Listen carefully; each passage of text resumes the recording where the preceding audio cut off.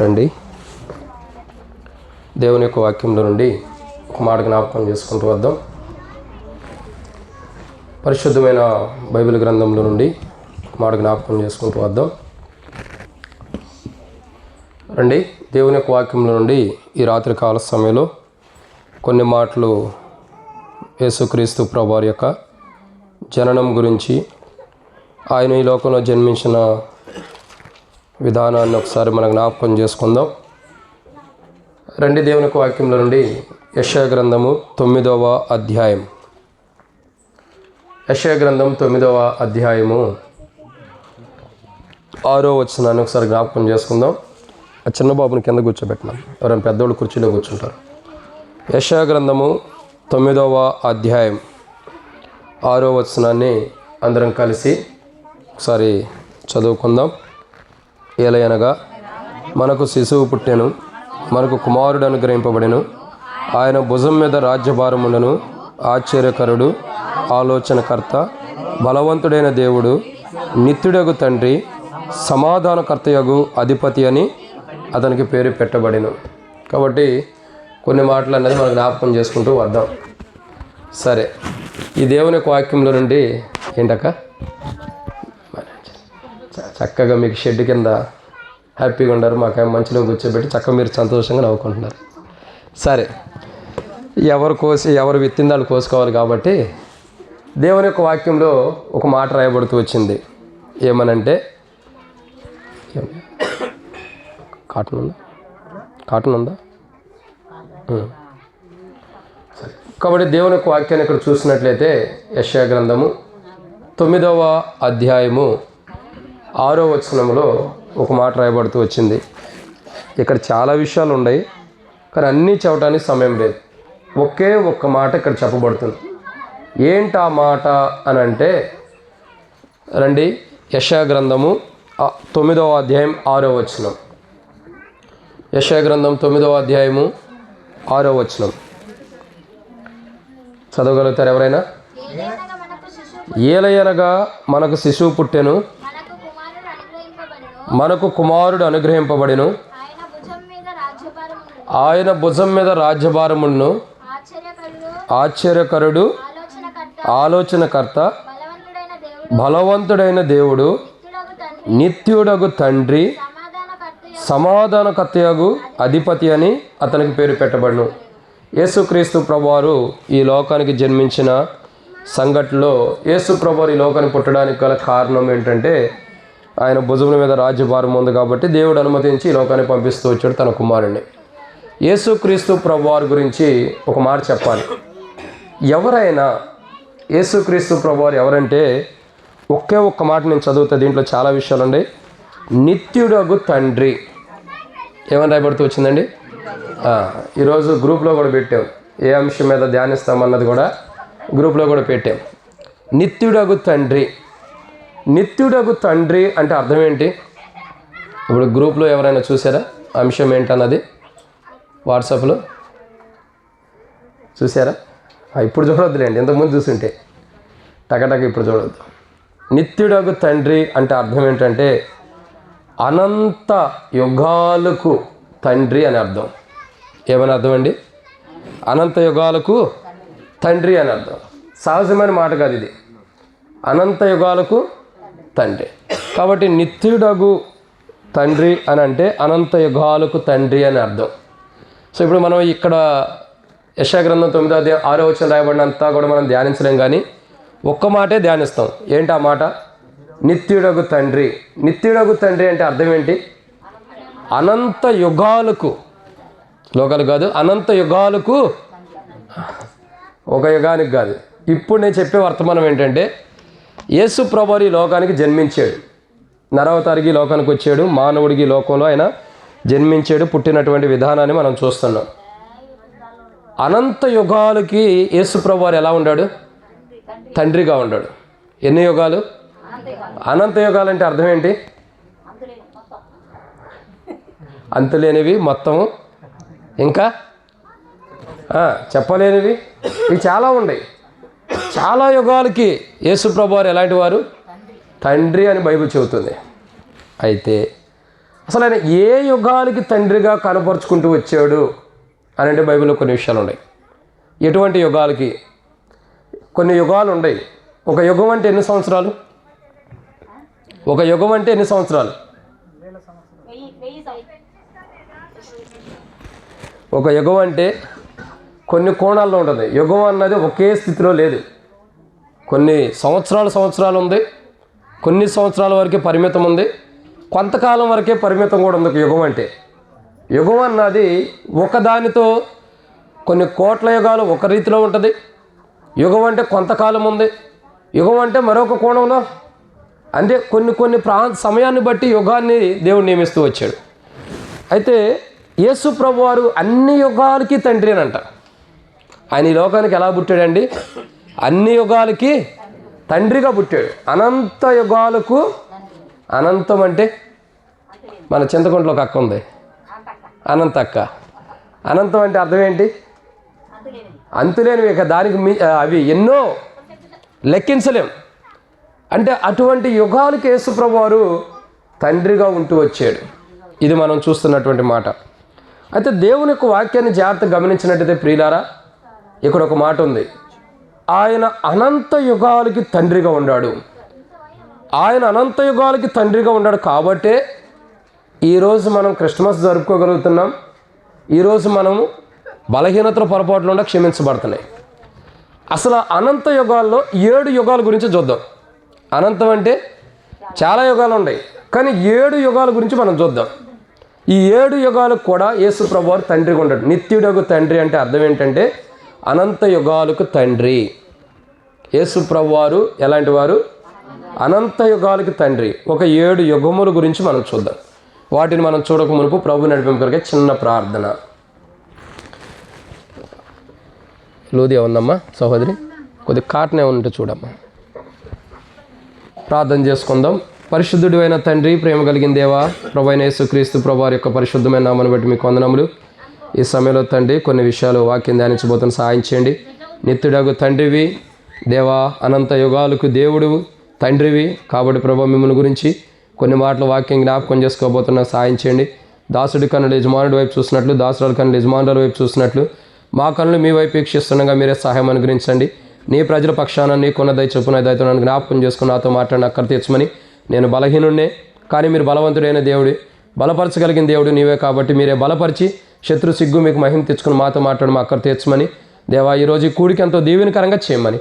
దేవా, వచ్చిన వారందరిని బట్టి స్తోత్రాలు చెల్లిస్తూ మీరు సర్వయుగములకు దేవుడు అయి ఉండవు, తండ్రి అయి ఉండవు కాబట్టి ప్రభు మిమ్మల్ని గురించి కొన్ని మాటలు జ్ఞాపకం చేసుకుంటుండగా మీ జన్మదినంలో ఇవి జ్ఞాపకం చేసుకుంటూ దీవించమని ప్రభు యేసుక్రీస్తు నామం, నేను కూడా బలహీనుడినే, మీరు బలపరిచి వాడుకోమని ప్రభు యేసుక్రీస్తు నామం పెట్టి శ్వాసంతో ప్రార్థించి స్తుతించి అడిగి పెట్టుకుంటున్నాం తండ్రి, ఆమేన్.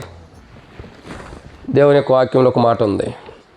ఏమని? యెషయా గ్రంథము 9వ అధ్యాయం 6వ వచనం. రాజన్న బైక్కి చెవులకు పెట్టుకోతుంది, అది తీసుకురా బైక్ దగ్గర.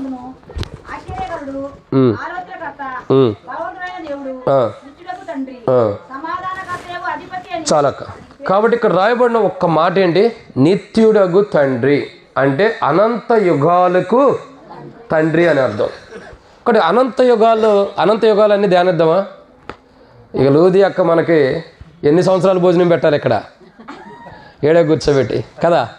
ఈరోజు అంటే సెమీ క్రిస్మస్ కాబట్టి ఎట్లా గొట్ట ప్రేమ అన్నది ఏర్పరచబడింది, కానీ చలేస్తుందిలేండి అందుకని. కాబట్టి అనంత యుగాలకి అనంటే చాలా యుగములు. దాంట్లో ఒక 7 యుగాల గురించి మనం జ్ఞాపకం చేసుకుంటూ వద్దాం. దాంట్లో మొదటి మాటని మనం చూద్దామండి. దేవుని యొక్క వాక్యాన్ని చూసినట్లయితే అనంత యుగాల్లో మొదటి యుగముల గురించి అని మనం ధ్యానించే దాంట్లో మొదటి యుగం గురించి ఏ యుగం అది? కీర్తన గ్రంథము 61వ అధ్యాయము 4వ వచనము. కీర్తన గ్రంథము 61వ అధ్యాయం 4వ వచనం. ఇక్కడ కొద్దిగా కరెంటు నాకు కొద్దిగా ఎక్కువ కనపడుతుందా, కొద్దిగా నా కళ్ళకి లైట్ కనపడుతుంది కాబట్టి మీరే చదవండి. యుగములు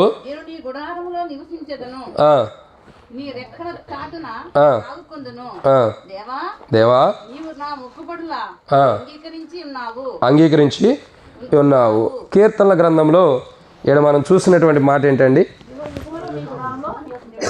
యుగములు నీ గుడారములో నివసించేదను. కీర్తనల గ్రంథం 61వ అధ్యాయము 4వ వచనంలో ఇక్కడ రాయబడినటువంటి మాటను మనం చూస్తాం. యుగ యుగములో నేను నీ గుడారములో నివసించేదను, నీ రెక్కల చాటున దాగుకొను. మొట్టమొదటి యుగం, చాలా యుగాలు ఉన్నాయి కానీ మనం చూసే దాంట్లో మొదటి యుగం యేసుక్రీస్తు ప్రభువారు యుగాయుగములకు అనంత యుగాలకు తండ్రిగా ఈ లోకానికి పుట్టాడు. దాంట్లో మొదటి యుగం ఏంటి అని అంటే మొట్టమొదటిగా రాయబడిన మాట ఏంటండి? మానవుడు యుగ యుగములో నీ గుడారంలో నివసించేదను, నీ రెక్కల చాటున దాగుకొందును. అంటే అర్థం ఏంటి? మానవుడు నివసించే యుగము ఏంటిదండి అది? ఎక్కడ నివసిస్తున్నాడు మానవుడు? ఇదే విచిత్రం. యుగం అంటే కొన్ని యుగాలు ఉన్నాయి, దాంట్లో ఒక యుగం ఏంటో తెలుసా? మానవుడు నివసించే ఆ సమయానికి నివసించేటటువంటి దినములకు అది ఒక యుగంగా చేసి ఆ యుగానికి దేవుడు యేసుక్రీస్తు ప్రభువారు తండ్రిగా ఉంటున్నాడు. అంటే ఇప్పుడు మనం నివసించే దినములకు యేసు ప్రభువారు ఏమై ఉన్నాడు? బాబా ఎంత గొప్ప మాట చూడండి. మనం నివసించే ప్రతిరోజుకి, మనం జీవించే ప్రతిరోజుకి, మనము సజీవులుగా ఉండే ప్రతిరోజుకి, మనం ప్రతిరోజు నాకు ఒక రోజు ఇంకో రోజు నేను బ్రతికుంటున్నానని మనం అనుకుంటున్నాం కదా. మనం సజీవులుగా మరొక రోజులో ప్రవేశిస్తున్నామంటే మనం బ్రతికుండే ప్రతి రోజు ఎలాంటిది? ఈ దినములన్నీ కూడా యుగముల కింద లెక్కేస్తున్నాడు ప్రభు. అందుకే రాయబడుతూ వచ్చింది కదా, యుగాయుగములు నేను నీ గుడారంలో నివసించేదను. అంటే దేవుని గుడారములో, దేవుని మందిరములో, దేవుని సన్నిధిలో, దేవుని యొక్క బిడ్డలు దేవుని సన్నిధిలో నివసించేటటువంటి ఆ యొక్క సమయాన్ని దేవుడు దేనితో పోలుస్తూ తన యొక్క బైబిల్ గ్రంథంలో భక్తుల ద్వారా రాపిస్తూ వచ్చాడంటే యుగము. ఇప్పుడు చెప్పండి, యుగం అంటే ఎలాంటిది? మొదటి యుగాన్ని మనం చూస్తున్నాం. ఎలాంటి యుగం ఇది? దేవుని మందిరములో మానవుడు నివసించే ఆ యొక్క దినములను యుగాని కింద దేవుడు గడుతూ వచ్చాడు. మానవుడు నివసించే దినాలే ఒక యుగం. మానవుడు నివసించే దినాలే ఒక యుగం బైబిల్ సెలవిస్తుంది. కాబట్టి యుగాలకి, మానవుడు నివసించే దినములకి తండ్రిగా ఉండటానికి యేసు ప్రభువారు ఈ లోకానికి జన్మించాడు. మీరు ఆ గోడ పక్కన ఉండే వాళ్ళందరూ ఇటు కూర్చోండి అక్క, ఎందుకంటే నేను మిమ్మల్ని సపరేట్గా చూడాల్సి వస్తుంది. ఇటు కూర్చుంటే కలిసిపోయి ఉంటారు. అందరూ భోజనాలు కూర్చున్నారు ప్రేమ మీదకి, ఆడ కూర్చోవద్దు. కాబట్టి ఏమని రాయబడుతూ వచ్చిందండి? మనుషులు ఏదైతే జీవిస్తున్నారో భూమి మీద ఎప్పటి నుండి మనుషులు జీవిస్తున్నారండి? ఆది కాండంలో మనం చూసినట్లయితే మొదటి అధ్యాయంలోనే దేవుడు మానవుడు జీవితం గురించి రాస్తున్నాడు. ఎప్పుడో మొదటి అధ్యాయం, మూడో అధ్యాయమా? మొదటి అధ్యాయంలో రాస్తున్నారు. ఎక్కడ? 26, 27 వచనాలు. దేవుడితో మన స్వరూపమందు మన పోలిక చొప్పున నరులను చేయదము, వారు సముద్రపు చేపలను, ఆకాశ పక్షులను, సమస్త పశువులను, సమస్త భూమి మీద ప్రాకు ప్రతి జంతువుని ఎలుదురుగాకని పలికెను. దేవుడు తన స్వరూపమందు నరులను సృజించాను. మానవుడు మొట్టమొదటి ఎప్పుడు సృజించబడ్డాడండి? ఆది కాండం మొదటి అధ్యాయము 27వ వచనంలో మానవుడు సృజించబడ్డాడు. 26లో దేవుడు అనుకున్నాడు, 27లో మానవుడిని దేవుడు ఏం చేశాడు? సృజించాడు. అప్పుడు దినముల నుండి, ఎప్పటి దినముల నుండి అండి? ఆది కాండం మొదటి అధ్యాయం 27వ వచనంలో ఆదామును కానీ తన భార్యను సృజించాడని రాయబడుతూ వచ్చిందో, స్త్రీగా పురుషునిగా ఎలాగైతే నిర్మించాడని రాయబడుతూ వచ్చిందో, ఆ మనుషుడు పుట్టినప్పటి నుండి నేటికి మానవుడు పుట్టిన మనుషుడు వరకు కూడా ఇదంతా ఎలాంటిది? ఒక యుగం. అర్థమవుతుందండి? ఇప్పుడు ఆది కాండం మొదటి అధ్యాయం 27వ వచనంలో దేవుడే మానవుని స్త్రీగా పురుషునిగా సృజించాడో అప్పటి నుండి మనుషుడిగా చేయబడిన ఆ దినం నుండి ఈ దినం వరకు కూడా, భూమి మీద మానవుడు నివసిస్తున్న ఈ దినముల వరకు కూడా ఇదంతా ఎలాంటిది? ఒక యుగం. అందుకే అంటాడు దావీదు భక్తుడేనా చక్కగా రాస్తాడు, తంతి వాయిద్యంతో పాడదగిన కీర్తన ప్రధాన గాయకునికి ఏమని? యుగ యుగములో నేను నీ గుడారములో నివసించేదను. యేసుక్రీస్తు ప్రభువారు మానవుడు నివసించే దినములో ఒక యుగం కాబట్టి ఈ యుగానికి తండ్రిగా ఉండటానికి ఈ లోకానికి పుట్టాడు ఆయన, ఈ లోకానికి జన్మించాడు ఆయన. ఎందుకు జన్మిస్తూ వచ్చాడండి? నిత్యుడకు తండ్రిగా ఉండటానికి జన్మించాడు. నిత్యుడకు తండ్రి అంటే అనంత యుగములకు తండ్రి. అనంత యుగాల్లో ఒక 7 యుగాలే చూస్తున్నాం. దాంట్లో మొదటి యుగం ఏంటి? ఆది కాండంలో 1వ అధ్యాయం 27వ వచనంలో మానవుడు పుట్టిన కాడి నుంచి, స్త్రీని కానీ పురుషుని కానీ దేవుడు సృజించిన కాడి నుంచి నేటి వరకు పుట్టిన మనుషులు నివసిస్తున్నటువంటి జీవితాలు, ఇవన్నీ కూడా మానవుడు నివసిస్తున్నటువంటి దినములన్నీ కూడా దేవుడు ఒక యుగం కింద కట్టిన అనుభవాన్ని కీర్తన 61వ అధ్యాయం 4వ వచనంలో మనం చూస్తున్నాం. ఇది ఎలాంటి యుగం అండి? మానవుడు నివసించే యుగం. ఈ యుగానికి యేసుక్రీస్తు ప్రభువారు ఏమని వచ్చాడు? యుగానికి తండ్రిగా ఉండటానికి వచ్చాడు. తండ్రి అంటే ఇప్పుడు మీరు చెప్పండి, తండ్రి ఏం చేస్తాడు? తండ్రి తన పిల్లల్ని కాపాడుకుంటాడు, తన పిల్లల అవసరతలు తీర్చుతాడు, తన పిల్లలకి ఏమేమి అక్కర్లు ఉన్నాయో అన్నీ తీర్చడానికి ఇష్టపడతాడు. ఇంకా మంచిగా బాగోగులు చూసుకుంటాడు, పిల్లలు బాగుండాలని. అవసరమైతే తండ్రి కష్టపడి ఏం చేస్తాడు? పిల్లల్ని మంచిగా చదివిస్తాడు, మంచిగా పోషిస్తూ వస్తాడు. ఎందుకని? తండ్రి బాధ్యత ఏం చేస్తాడు? నెరవేరుస్తుంది. తండ్రి బాధ్యత ఏంటంటే పిల్లలు బాగోగులు చూసుకుంటాడు. నా పిల్లలు బాగుండాలి, నా పిల్లలు కష్టపడకూడదు, నా పిల్లలు శ్రమ పడకూడదు, నా పిల్లలు ఇబ్బంది పడకూడదు, నేను పడిన కష్టం నా పిల్లలు పడకూడదని తండ్రి ఆలోచిస్తాడు. అంతేగా తండ్రి బాధ్యత. కాబట్టి బైబిల్ చెబుతున్న మాట ఏంటంటే, యేసుక్రీస్తు ప్రభువారు ఈ లోకానికి ఎందుకు పుట్టాడంటే ఈ లోకంలో నివసిస్తున్న మనుషులకి తండ్రిగా ఉండటానికి లోకానికి పుట్టాడు. అంటే యేసు ప్రభువారు ఇంకో కోణం చెబుతాడు, మనకు తండ్రి అయిన ఆయన పరమందు ఉంటాడని చెబుతాడు.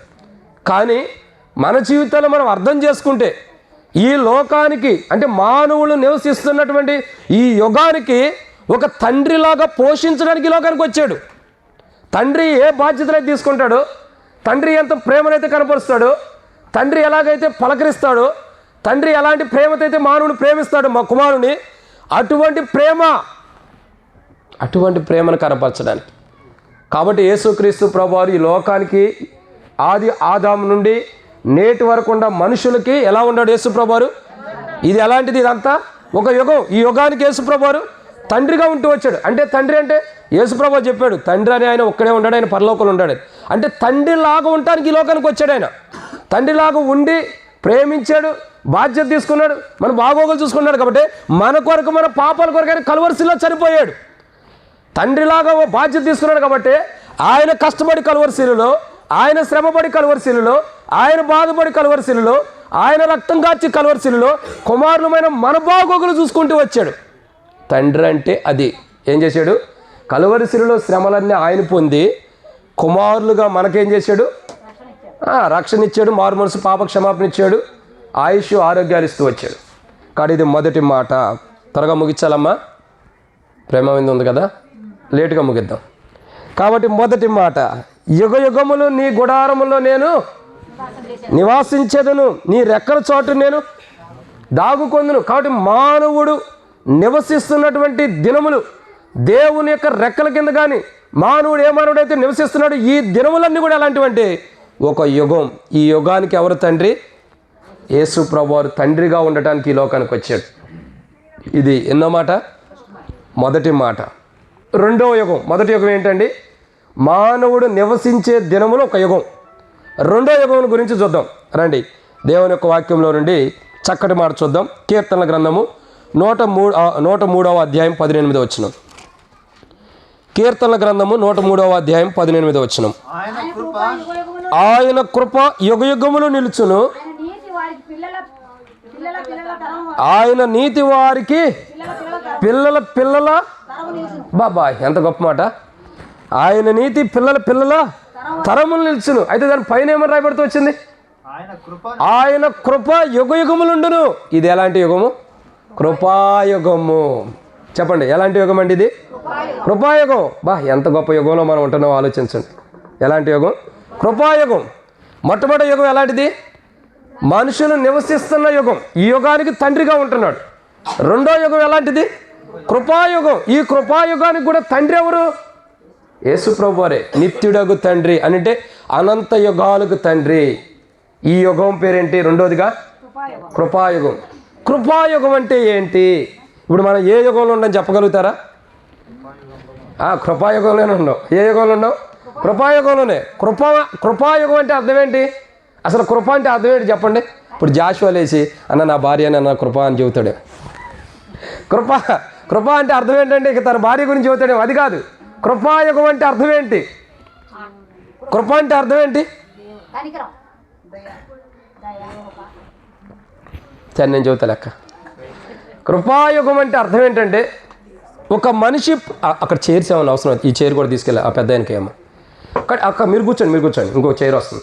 ఒక మనిషి పాపంలో జీవించని, లోకంలో జీవించని, అపవిత్రంగా ఉండని, అబద్ధపు జీవితం, పాప జీవితంలో మానవుడు జీవించిన ఆ మానవుడు మారటానికి దేవుడిచ్చే సమయమే కృప. కృప అంటే అర్థం ఏంటండి చెప్పండి? కృప అంటే ఒక కోణంలో చెబుతున్నా, చాలా రకాలు ఉన్నాయి కృపకి.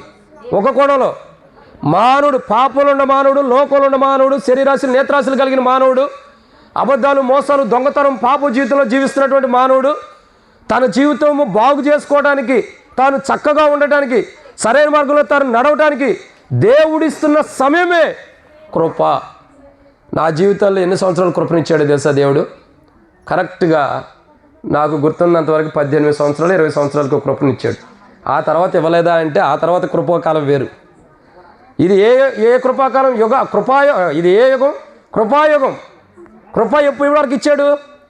రాములమ్మక్క రేపు మన ఇంటికాడ మాట్లాడుకుందాం, సరేనా? మన ఇంటికాడ కూడికప్పుడు మీరు వంట వండితో మాట్లాడుకుందాం. కాబట్టి ఎలాంటి కృప ఇది? ఎలాంటి కృపాకాలం అంటే, ఎలాంటి యుగం అంటే కృపాకాలం, కృపాయుగం ఇది.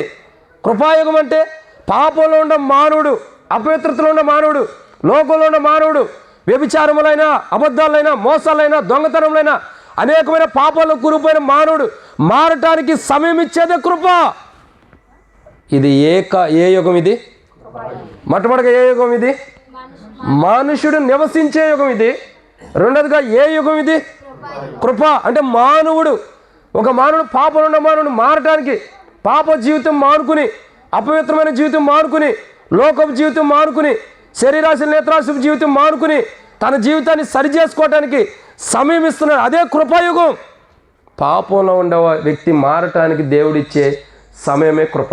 ఇది ఎలాంటి యుగం? ఇది కృపాయుగం. ఏ యుగం అండి? కృపాయుగం.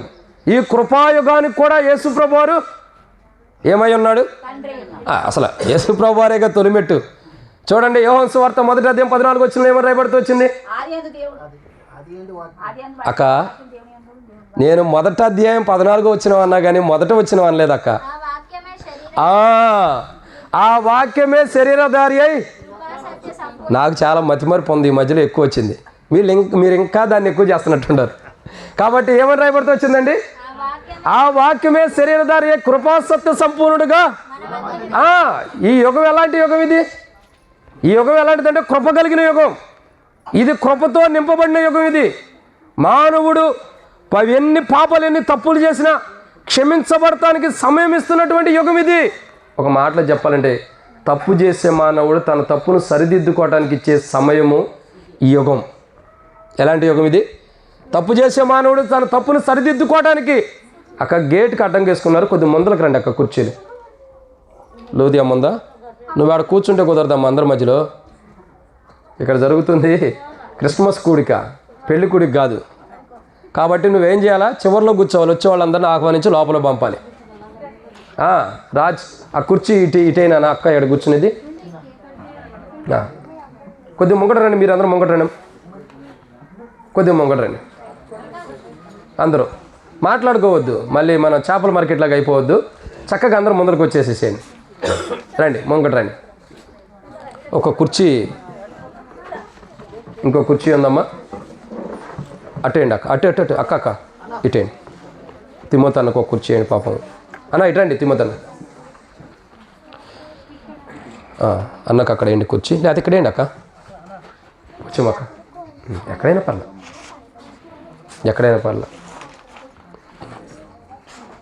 కూర్చోండి, ఎక్కడైనా మీ ఇష్టం. చూడమ్మా, నీ పనాల్లో వెనకాల కూర్చోవటమే. నువ్వు చక్కగా మంచు నుండి తప్పించుకుని చక్కగా రేకు షెడ్లో కూర్చోందాం అనుకుంది లూది అక్క. అట్లా పడిగాపులు కాస్తూ ఉండాలి. కాబట్టి దేవుని యొక్క వాక్యాన్ని చూస్తున్నట్టయితే ప్రియులారా, ఏడొక మాట రాయబడుతూ వచ్చింది. ఇది ఎలాంటి యుగము? ఆ తర్వాత అక్క అంత అయిపోయిందో ప్రజలాడు చెప్పినప్పుడు మాట్లాడుకుందరు. ఉండండి వాక్యం ముంగట. కాబట్టి మొట్టమొదటిగా యేసుక్రీస్తు ప్రభువారు ఈ లోకానికి ఎలా వచ్చాడు? తండ్రిగా. ఎలాంటి తండ్రిగా? నిత్యుడగు తండ్రిగా ఈ లోకానికి వచ్చాడు. నిత్యుడగు అంటే అర్థం ఏంటి? అనంత యుగాలకి తండ్రి.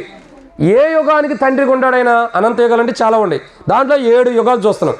మొదటి యుగం ఏంటి? మానవుడు నివసించే ఆది కాండం ఆదాము దగ్గర నుండి నేటి వరకు మానవుడు నివసిస్తున్నానికి ఆ మానవుడు నివసించే దినాలు, దేవుని సన్నిధిలో నివసించే దినాలకే ఒక యుగం కింద కట్టాడు. రెండో యుగం ఏంటి? కృపాయుగం. అంటే పాపంలో జీవించే మానవుడు, పాప జీవితం కలిగిన మానవుడు తన జీవితాన్ని సరి చేసుకుని, తన ప్రవర్తన మార్చుకుని, తన వైఖరిని మార్చుకుని, అబద్ధాలు కానీ, మోసాలు కానీ, దొంగతనం కానీ, వ్యభిచారం కానీ, పాపంతో కూడిన జీవితం ఏదైతే ఉందో అది మార్చుకొని, మానవుడి జీవితంలో ఉన్న బలహీనతలు అపవిత్రమని మార్చుకుని సరైన పరిశుద్ధమైన మార్గంలో నడవడానికి ఇచ్చే సమయమే కృప. చూడండి, ఇది రెండో యుగం. ఎలాంటి యుగం ఇది? కృపాయుగం. మొట్టమొదటిగా మానవుడు నివసించే యుగం, దేవుని సన్నిధిలో నివసించే యుగం. మొట్టమొదటిగా మానవుడు దేవుని సన్నిధిలో నివసించే యుగం. రెండోదిగా ఈ యుగం ఎలాంటిది? కృపాయుగం. అంటే ఒక మానవుడి జీవితాన్ని మార్చుకోవడానికి, మానవుడి జీవితం సరి చేసుకోవడానికి సమయం ఇచ్చేది ఈ యొక్క యుగం. అదే కృపాయుగం. ఈ కృపాయుగం లేకపోతే మనం అందరం కూడా పరవాసిని ఆదిలోనే పాడాలి. ఎందుకని? బైబిల్ ప్రకారం ఏం రాయబడుతూ వచ్చింది? పాత నిబంధన ప్రకారం కంటికి కన్ను పంటికి పన్ను. ఒక వ్యక్తి ఏదైనా తప్పు చేశాడు అనుకోండి, చేసిన వ్యక్తికి 2-3 సాక్షులు పెట్టి ఏం చేయాలా? తీర్పు తీర్చవచ్చు. అవసరమైతే రాళ్ళతో కూడా చంపొచ్చు. ఇక చనిపోయిన తర్వాత పాడాల్సిన పాట అదే కదా. ఏమని? గట్టిగా గుర్తుపెట్టుకున్నారు. అదే పాట పాడాలి.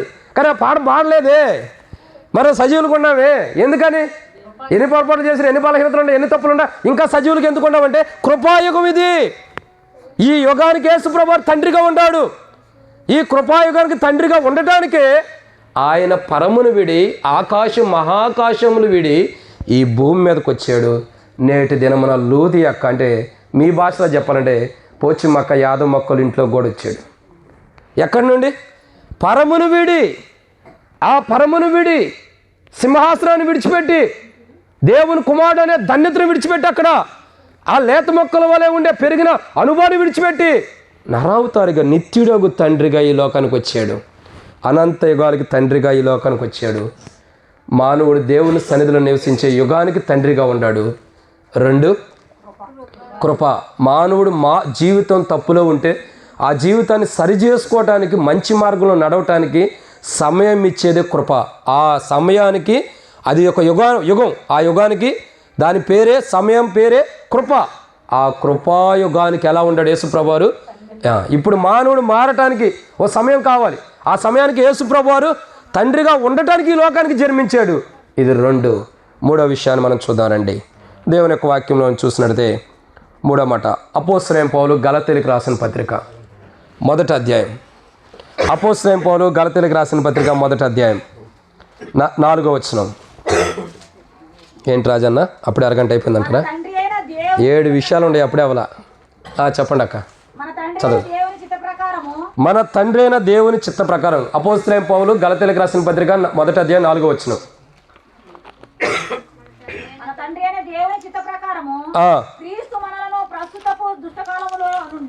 క్రీస్తు మనలను ప్రస్తుతపు దుష్ట కాలంలో నుండి విమోచింపవలనని మన పాపల నిమిత్తము తన్ను తాను అప్పగించుకొనెను. ఇది 3వ యుగం. ఈ యుగాలన్నిటికైనా తండ్రి. 3వ యుగం ఏంటి? మీరే చెప్పండి. ప్రస్తుత కాలం కాదక్క, నేను చెబుతా చూడండి. పుటంలో 2 అనే రాయబడి ఉంది కదా, కింద ఉంది చూడండి. కింద ఏమని? దుష్టయుగమునకు. ఈ దుష్టయుగానికి కూడా యేసుప్రభువు ఏమై ఉన్నాడు? తండ్రి. అంటే దుష్టులకి తండ్రి కాదు, దుష్టయుగానికి తండ్రిగా ఉన్నాడు. ఎందుకు తండ్రి అయి ఉన్నాడు దుష్టయుగానికి అని అంటే ఇక్కడే రాయబడుతూ వచ్చింది. అపోస్తలుడైన పౌలు గలతీయులకు రాసిన పత్రిక 1వ అధ్యాయం 4వ వచనంలో ఏమని రాయబడుతూ వచ్చింది? విమోచింపవలనని మన పాపములు నిమిత్తము తనను తాను అప్పగించుకొనెను. ఇది ఎలాంటి యుగం? దుష్టయుగం. ఈ దుష్టయుగానికి యేసుప్రభువు తండ్రిగా ఉండి ఏం చేస్తూ వచ్చాడు? ఆయన మనల్ని విమోచించడానికి, అంటే ఈ దుష్టయుగం నుండి మనల్ని విమోచించడానికి, ఈ దుష్టత్వం నుండి విమోచించడానికి, ఈ దుష్ట కాలం నుండి, దుష్ట యుగము నుండి మనల్ని విమోచించడానికి ఆయన ఏమై ఉన్నాడు? తన్ను తానే అప్పగించుకున్నాడు. ఇది యేసుప్రభువారు దుష్టయుగానికి కూడా తండ్రి. అంటే ఆయన దుష్టుడని కాదు, ఆయన దుష్ట కార్యం చేస్తాడని కాదు. దుష్ట యుగంలో ఉన్న మానవుడికి దుష్ట కార్యాలు చేస్తున్న మానవుడికి, దుష్టుడుగా ఉన్న మానవుడికి, ఆ మానవుడి దుష్ట కార్యాల నుంచి, దుష్టత్వంలో నుండి విడిపించడానికి ఇదొక యుగంగా దేవుడు నియమిస్తూ వచ్చాడు. ఇది ఎలాంటి యుగం అండి? దుష్ట యుగం. ఈ దుష్ట కాలం అంటే దుష్ట యుగం. ఈ యుగముల్లో నుండి యేసు ప్రభువారు ఏం చేస్తున్నాడు? దుష్ట యుగములో మనకు తండ్రిగా ఉండి మనల్ని ఏం చేస్తున్నాడు? యేసు ప్రభువారు విమోచిస్తున్నాడు. ఏం చేస్తున్నాడండి? విమోచిస్తున్నాడు. అంటే మనం దుష్ట కార్యాలు ఎన్ని చేసినా, దుష్టుని కార్యాలు ఎన్ని చేసినప్పుడు కూడా, ఎన్ని అపవిత్రమైన కార్యాలు చేసి, దుష్టుడు అంటే ఎలా ఉంటాడు చెప్పండి మీకు తెలిసినంతవరకు. అసలు దుష్ట కార్యం అని అంటున్నాం కదా, దుష్టుడు ఎవరు? దుష్టుడు ఎవరు? సాతానుడు. సాతానుడు ఏం చేస్తాడు చెప్పండి, మీకు తెలిసింది బాగా పరిచయమైన మాటలే కానీ మీరు చెప్పరు.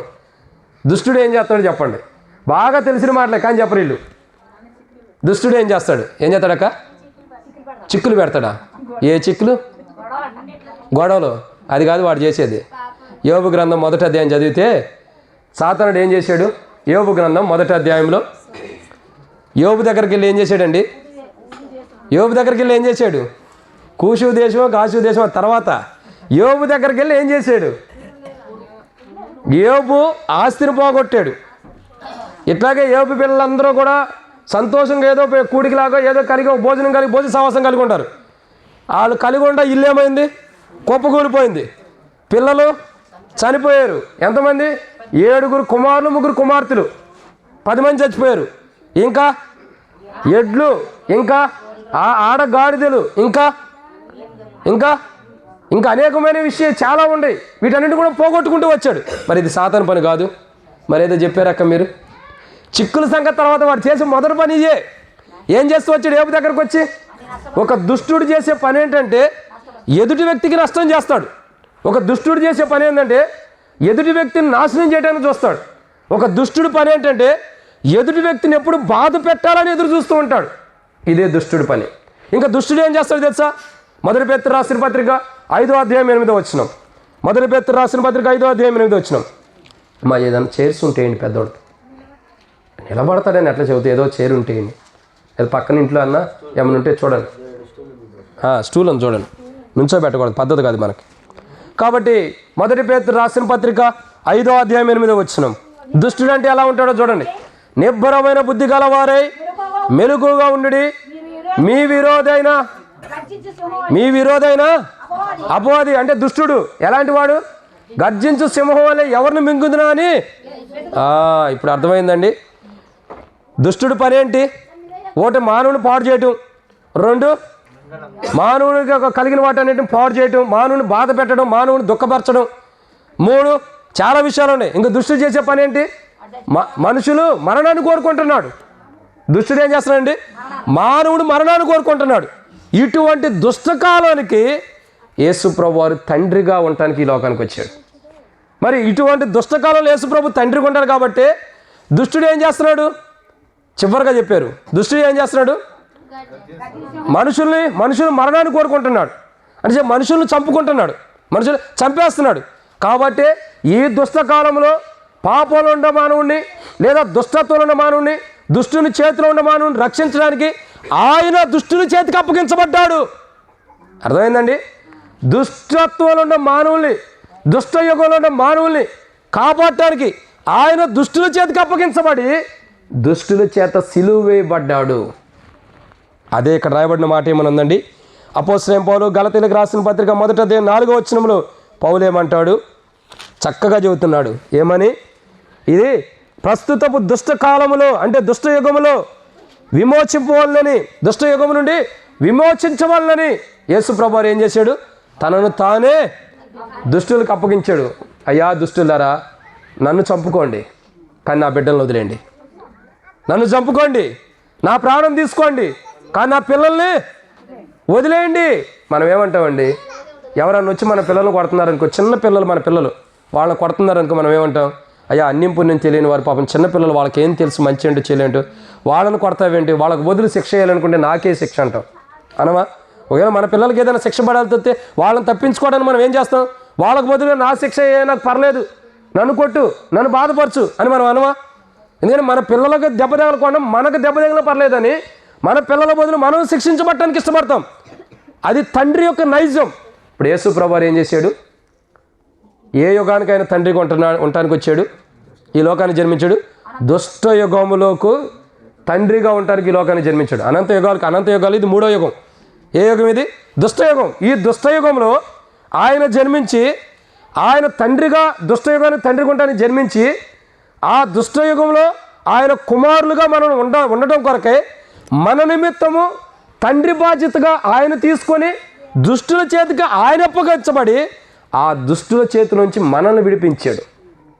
ఏం చేశాడండి?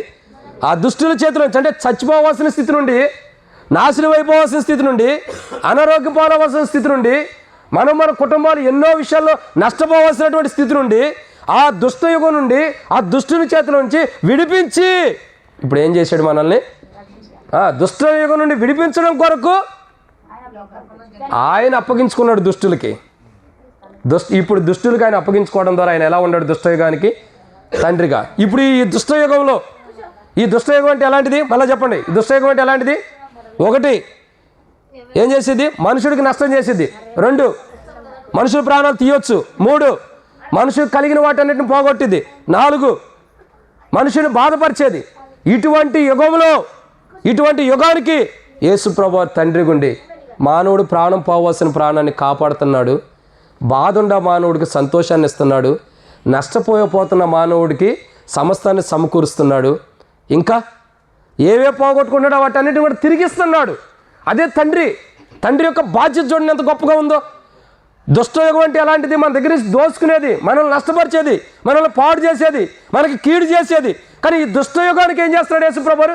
తనను తాను అప్పగించుకుని, ఈ దుష్టయుగానికి ఆయనంతటికి ఆయన అప్పగించుకుని దుష్టయుగానికి దుష్టుని చేతి నుంచి మనల్ని కాపాడుతున్నాడు.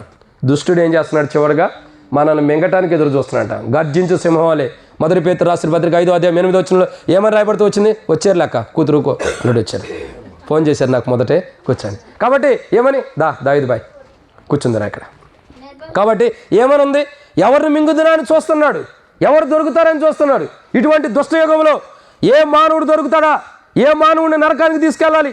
ఏ మానవుడు దొరుకుతాడా? నా నోట్లోకి చిక్కబడితే నేను నరకానికి తీసుకెళ్ళాలని దుష్టుడు ఎదురు చూస్తున్నప్పుడు ఈ దుష్టుని యొక్క నోట్లో నుంచి విడిపించడానికి ఈ దుష్టయుగానికి ఆయన తండ్రిగా ఉండటానికి వచ్చి ఆ దుష్టుని నోట్లోకి వెళ్ళి మరణాన్ని తెచ్చుకోబోతున్న మానవుడికి ఆయనే మరణించి దుష్టయుగంలోకి, దుష్టుని నోట్లోకి వెళ్ళకోకుండా మనుషుల్ని కాపాడి మానవుని రక్షిస్తూ వస్తున్నాడు.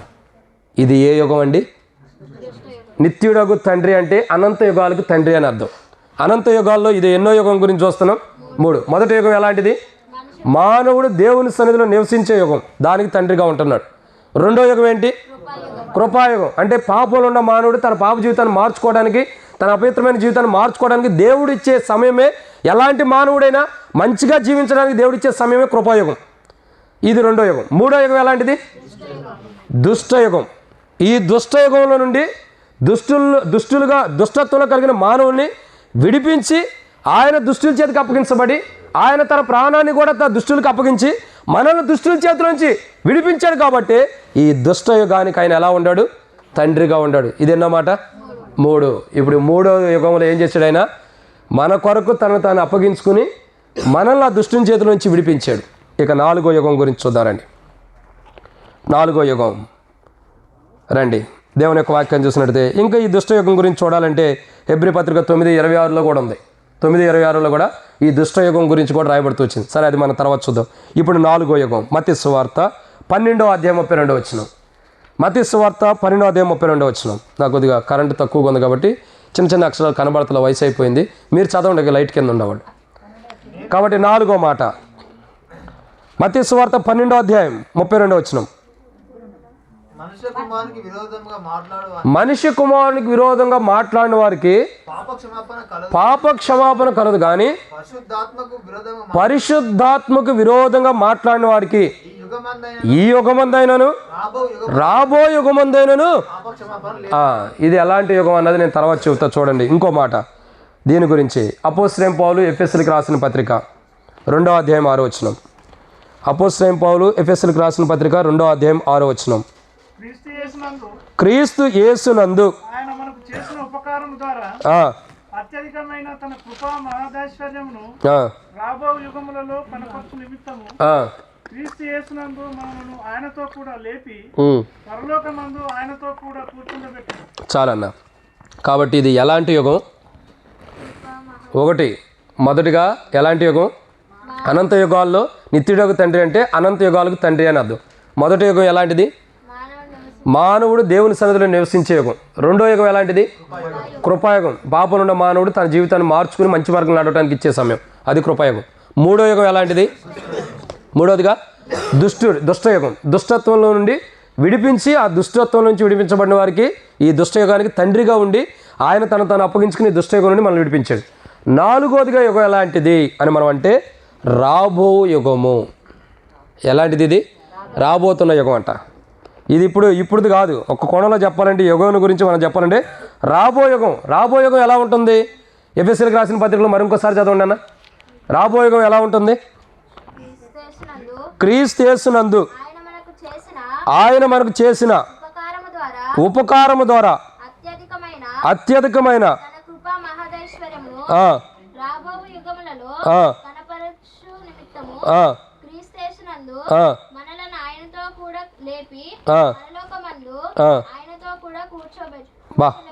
ఇది ఎలాంటి యుగం చూడండి. ఇది రాబో యుగం అంట. ఈ రాబో యుగం ఎలా ఉంటుంది? రాబో యుగం అంటే అర్థం ఏంటి చెప్పండి? జరిగిందా, జరగాల్సిందా, జరగబోయేదా? రాబో యుగం అంటే చెప్పండి. రాబో యుగం అంటే ఇప్పుడు మన ఇంటికి ఒక చుట్టాలు రావాలండి, బంధుమిత్రులు రావాలి, ఏదైనా ఫంక్షన్ ఉంది రావాలి. మనం ఏం చేస్తాం? మధ్య మార్గం ఉండాలనుకో, వచ్చేసాడని చెబుతామా? ఏమంటాం?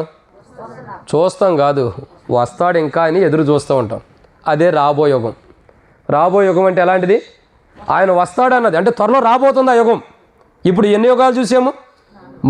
3 యుగాలు. మొదటి యుగమేమో దేవుని సన్నిధిలో మానవుడు నివసించే యుగం. రెండో యుగమేమో మానవుడు పాపంలో ఉన్న మానవుడు మారటానికి దేవుడిచ్చే సమయం, కృపాయుగం. మూడో యుగమేమో దుష్టత్వం కలిగిన మానవుడు దుష్టత్వంలో నుండి దేవుడు విడిపించే యుగం. ఇది 4 అంటే దాని కొరకు ఆయన ఆ దుష్టత్వం విడిపించడానికి తను తానే అర్పించుకున్నాడు. ఇక 4వ యుగం ఇది ఎలాంటిదంటే ఈ యుగము రాబో యుగము. ఈ యుగం ఎలా ఉంటుంది తెలుసా? క్రీస్తులో మృతి పొందిన వారు కానీ క్రీస్తులో ఉన్నవారు కానీ లేపబడేటటువంటి యుగం ఇది. ఎలాంటిది? దీన్నే మన బైబిల్ భాషలో పునరుద్ధానం అంటారు. ఎలాంటి యుగం ఇది? పునరుద్ధానపు యొక్క యుగం.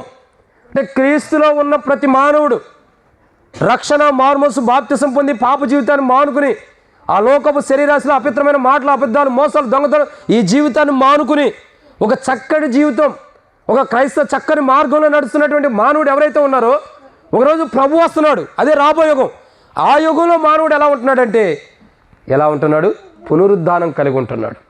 లేపబడిన అనుభవం మానవుడికి వస్తుంది.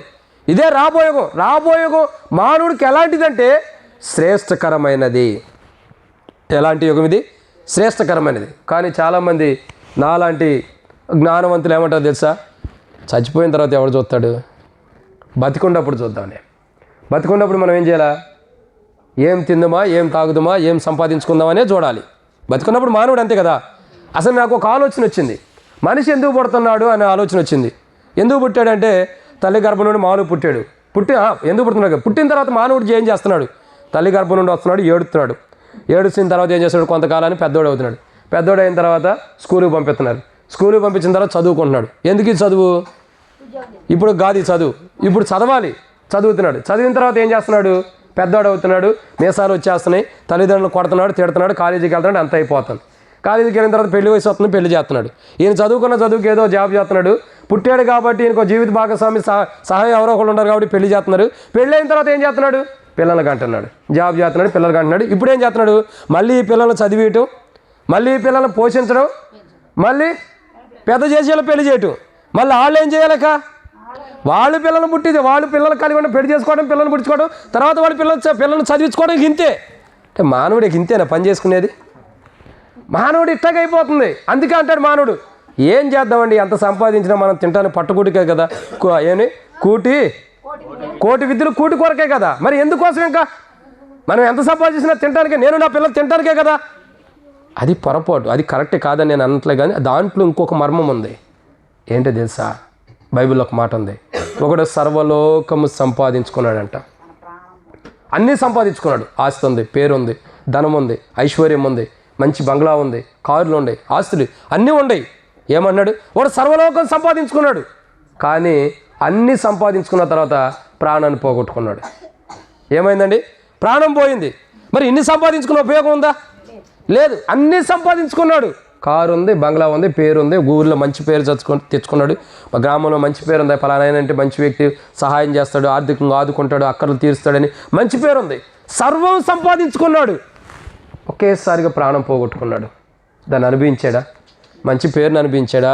కొన్న కారు అనిపించగలిగాడా? బైక్ అనిపించగలుగుతున్నాడా? సంపాదించిన డబ్బు అనిపించగలుగుతున్నాడా? ఏం అనిపించగలుగుతున్నాడు? ఆస్తిని అనిపించగలుగుతున్నాడా? లేదు. ఒకటి సర్వలోకం సంపాదించుకుని ప్రాణం పోగొట్టుకునే ప్రయోజనం ఏముంది? కానీ యేసు ప్రభువు ఈ లోకానికి తండ్రిగా ఉండటానికి ఈ లోకానికి వచ్చాడు. నిత్యుడకు తండ్రి అంటే అనంత లోకాలకు, అనంత యుగాలకి తండ్రిగా ఉండటానికి వచ్చాడు. ఎలాంటి యుగం అంటే 4వది ఇది. ఎలాంటి యుగం ఇది? రాబో యుగం. ఈ యుగం ఎలాంటిదంటే మానవుడి జీవితము దేవుని దగ్గరికి వెళ్ళే యుగం ఇది. మానవుడు ఈ లోకం నుండి విడిపించబడి, ఈ లోక దుష్టకాలం నుండి విడిపించబడి దేవుని దగ్గరికి వెళ్ళే యుగం. దాన్నే పునరుద్ధానపు జీవితం అంటారు. ఇది పునరుద్ధానపు యుగం.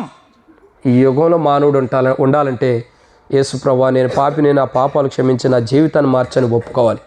అప్పుడు మానవుడు పునరుద్ధానపు యుగంలోకి ఎత్తాడు. ఇది 4వ మాట. ఇక 5వ యుగం గురించి చూద్దారండి. సమయం కూడా అయిపోయింది, తొందరగా ముగిచ్చేద్దాము. కాబట్టి 5వ యుగం దానియేలు గ్రంథం 7వ అధ్యాయం 18వ వచనం. దానియేలు గ్రంథం ఒక 10-15 నిమిషాలు ముగిచ్చేద్దాం. దానియేలు గ్రంథం చూడండి, 7వ అధ్యాయం 18వ వచనం. అందరం దూర ప్రాంతాలకు వెళ్ళాలి కాబట్టి త్వరగా. దానియేలు గ్రంథము 7వ అధ్యాయం తీసిన వారుంటే చదవండి. దానియేలు గ్రంథము 7వ అధ్యాయం 18వ వచనం. అయితే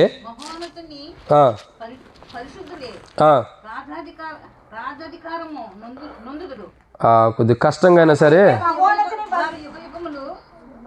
చదవండి అక్క.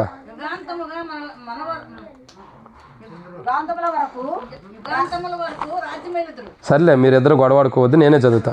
అయితే మహోన్నతుని పరిశుద్ధులే రాజ్యాధికారం నందుదురు, వారు యుగ యుగములు యుగాంతం వరకు రాజ్యమేలుదురు.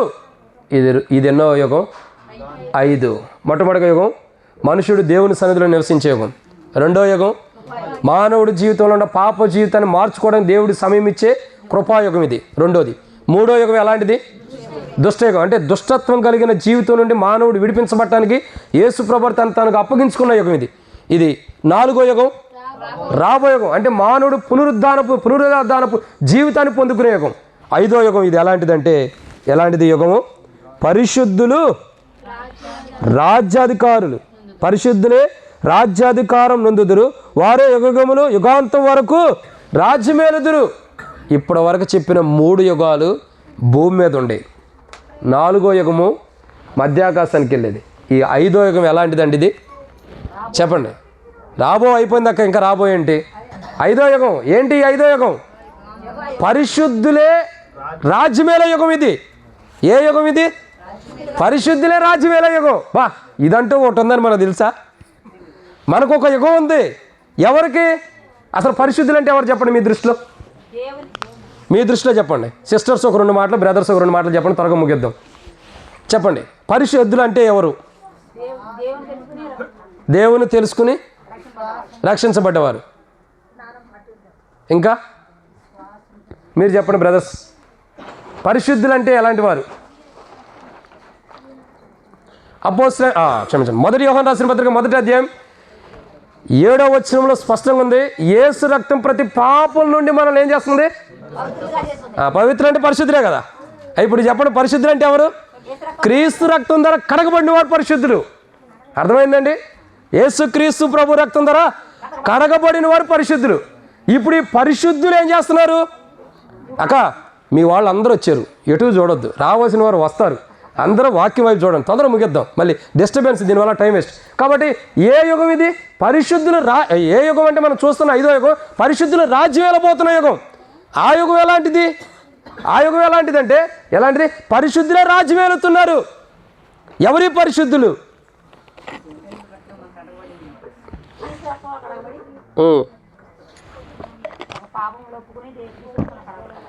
మానవుడు జీవితంలో ఏవే పాపాలైతే చేస్తూ వచ్చాడో ఆ పాప జీవితాన్ని అంతటిని ఒప్పుకుని యేసుప్రభు నా పాపాలు క్షమించండి, నా జీవితాన్ని కడగండి, నాలో ఉన్న అపవిత్రతను కడిగి నన్ను పరిశుద్ధపరచండి అని యేసుప్రభు రక్తం ద్వారా కడగబడినటువంటి పరిశుద్ధులు ఏం చేయబడుతున్నారు? ఒకరోజు రాజ్యం వెళ్ళబోతున్నారు. ఎన్ని రోజులండి? ఎన్ని రోజులు? మీరు చెబుతున్నారు, వీళ్ళు చెప్పట్లా. సిస్టర్స్ అన్నింటిలో ముందరుంటారు. బస్ టికెట్ ఫ్రీలో వాళ్ళే ముందరుంటారు. చెప్పండి, ఎక్కడికైనా కూర్చునే విషయంలో ఏమయ్యా సిస్టర్స్ నుంచుని ఉంటే మాకు సీట్ ఇవ్వండి అని చెప్పి అంటారు. వాళ్ళు కూర్చోబెట్టే విషయంలో ముందరే ఉంటారు. కానీ మనమే వెనకబడుతున్నాం. ఇప్పుడు మనం చెప్పాలి. చెప్పండి, ఏమని చెప్పాలా? యుగ యుగములు, ఒక యుగం కాదండి ఇది, యుగ యుగాలు పరిశుద్ధులు ఏం చేయబోతున్నారు? ఎంత ధన్యత! ఆ యుగ యుగాలకు పరిశుద్ధుల ఏడే రాజ్యానికి, రాజ్యమైన యుగానికి యేసుప్రభు ఎలా ఉంటున్నాడు? నిత్యుడగు తండ్రి అంటే అనంత యుగాలకు తండ్రి. అనంత యుగాల్లో 5వ యుగం ఎలాంటిది?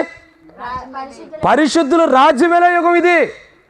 ఏ యుగం ఇది? 5వదిగా పరిశుద్ధుల రాజ్యమేల యుగం. ఈ పరిశుద్ధులు ఎక్కడి నుండి వచ్చారు? పరిశుద్ధులు ఎక్కడి నుండి వచ్చారంటే యేసుప్రభు రక్తం ద్వారా కడగబడ్డారు. యేసుప్రభు రక్తం ద్వారా కడగబడిన వారు. యేసుప్రభు, నేను పాపిని, యేసయ్య నా పాపాలు క్షమించు, యేసయ్య నా పాప జీవితాన్ని తీసివేయి, యేసుప్రభు నీ రక్తంతో కడగని, ప్రభు రక్తంతో కడగబడిన వారు. సరే, ఒక మాట చెబుతా, యేసుప్రభు రక్తం ద్వారా కడగబడితేనే పరిశుద్ధులం అవుతామా? ఇంకో మార్గం లేదా? బైబిల్లో ఉంది, ఎడ్ల యొక్క మేకల యొక్క రక్తములు పాపమును తీసివేయట అసాధ్యం. అవునా కాదా? అసాధ్యం. మరి ఇప్పుడు ఏం చేయమని బైబిల్లో ఒక మాట రాయబడుతూ వచ్చింది, కన్యక గర్భవతి అయి కుమారుని కన్ను, అతనికి ఇమ్మానుయేలు అని పేరు పెట్టును. అంటే ఆ భాషాంతరం ఏంటి? దేవుడు తోడని అర్థం. తన ప్రజల్ని వారి పాపం నుండి ఆయనే రక్షించుకుంటాడు.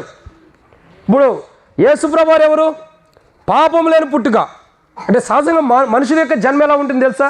రండి, ఎవరి జన్మ? నీవైనా నేనైనా మనందరి జన్మ. కీర్తన గ్రంథం 51వ అధ్యాయం 5వ వచనం. కీర్తన గ్రంథం 51వ అధ్యాయం 5వ వచనం. చాలా ఎక్కువ అవుతుంది అక్క, త్వరగా చదవండి.